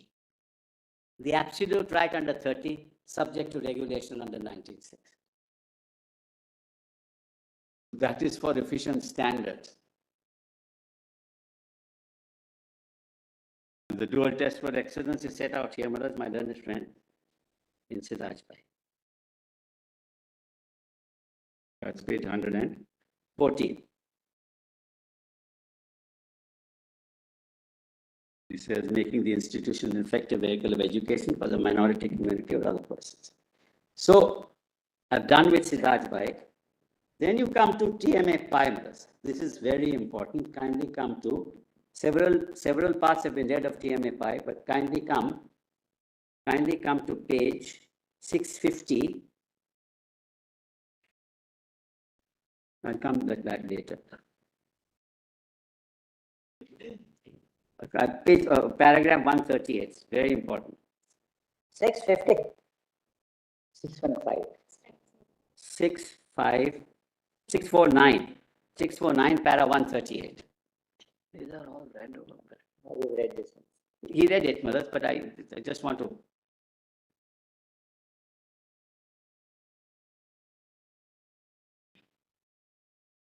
Because it fits into the initial submissions I'm making, that's why I'm reading it. It says, as we look at Article 30, 30 is a sort of guarantee or assurance to the linguistic and religious minority institutions of their right to establish and administer institutions of their choice. Secularism, and forget the secularism part. Now, let's kindly see last sentence. Any law or rule or regulation that would put the educational institutions run by minorities at a disadvantage when compared to the institutions run by others will have to be struck down. So you can't discriminate. Two, at the same time, there also cannot be any reverse discrimination. It was observed in St. Xavier's, the whole object of conferring the right on minorities under Article 30 is to ensure that there will be equality between the majority and the minority. If the minorities do not have such special protection, they will be denied equality. This is now confirmed by 11 judges. Yes. So that protection is essential. That's the heart of 30. In other words, the essence of 30 is to ensure equal treatment between, and how do you get that equal treatment? By virtue of 30. Yes. Otherwise, brothers, you will not be protected, my minorities will not be. That's true of others also, brothers, I'm not saying that. Why did Maharaj, I asked myself the question, Parliament amended the constitution, included weaker sections of the community, EWS. Why did they do that? Because many members of the forward community, of the advanced communities, were still poor. They had no access. And therefore, Maharaj, a special reservation was given. I'm against it, but that's another matter. Special reservation, because the Constitution only talks about classes of people. But we are not concerned with that. So this is then what happened, Maharaj. So if you do not interpret 30 in this fashion, and say that, look, you have lost your right to establish, what you are doing is you are in fact violating the right to equality, which is a violation of 14 in fact.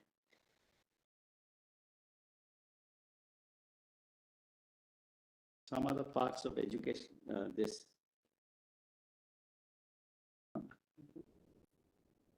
at 19, huh? Para 18, yes, that's very important. Para 18. Para 20 actually.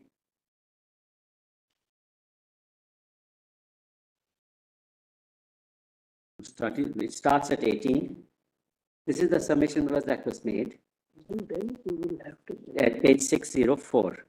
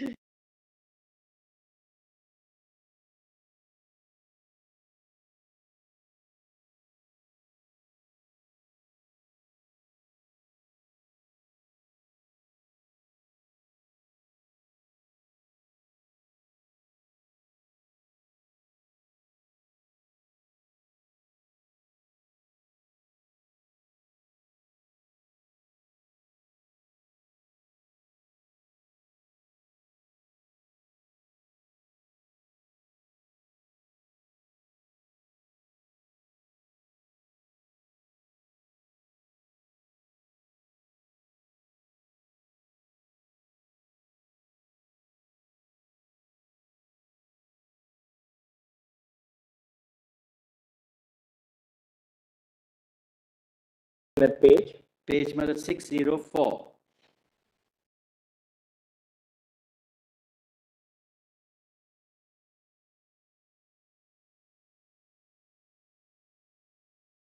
I'm sorry, my lords have that? Yes. With regard to the establishment of educational institutions, 3 articles of the Constitution came into play. Article 19(1)(g) gives the right to all citizens to practice any profession or to carry on any occupation, trade, or business. This right is subject to restrictions that may be placed under 19(6). Then 26 gives the right to every religious, we are not concerned with religious denomination for religious purposes. Then Article 19(1)(g) and 26 therefore confer rights on all citizens of religious denominations to establish and maintain educational institutions. There was no serious dispute that the majority community, as well as the linguist and religious minorities, would have a right under 19(1)(g). This is the point I was trying to make, which is what I argued Mullahs in TMFI. I said they have equal rights. And 26 to establish education. In addition, 31, in no uncertain terms, gives the right to the religious and linguist minority to establish and administer educational institutions of their choice. So it is a right under 19(1)(g). There is an additional right under 31, which protects the minority community to seek to empower them. Why? Because otherwise, if we don't give them that right, it will result in article violation of 14. So St. Xavier's is Mullahs, affirmed by 11 judges.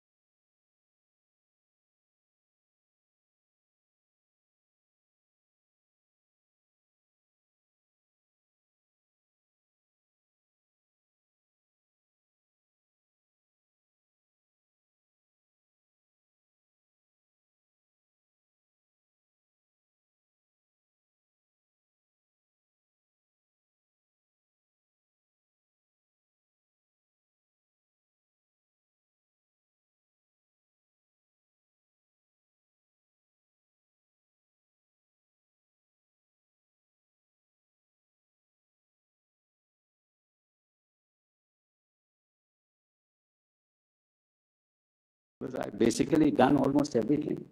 Not going to waste your lordship's time. After that, Mr. Parasar? Half an hour, and then we'll call upon who will commence from the Very short.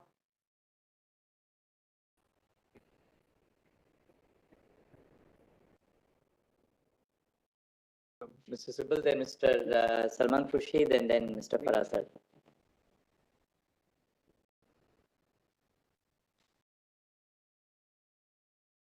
Give us a one-page set of submissions so that we'll upload it. Well, there's another item that I want uploaded, only giving the sections of the act and all that. We've already given it, all that to be done. So a little before lunch, I think by about 12:15 or 12:30, we'll be calling upon the other side. That should be a problem. Please, deeply obliged, deeply obliged. Right.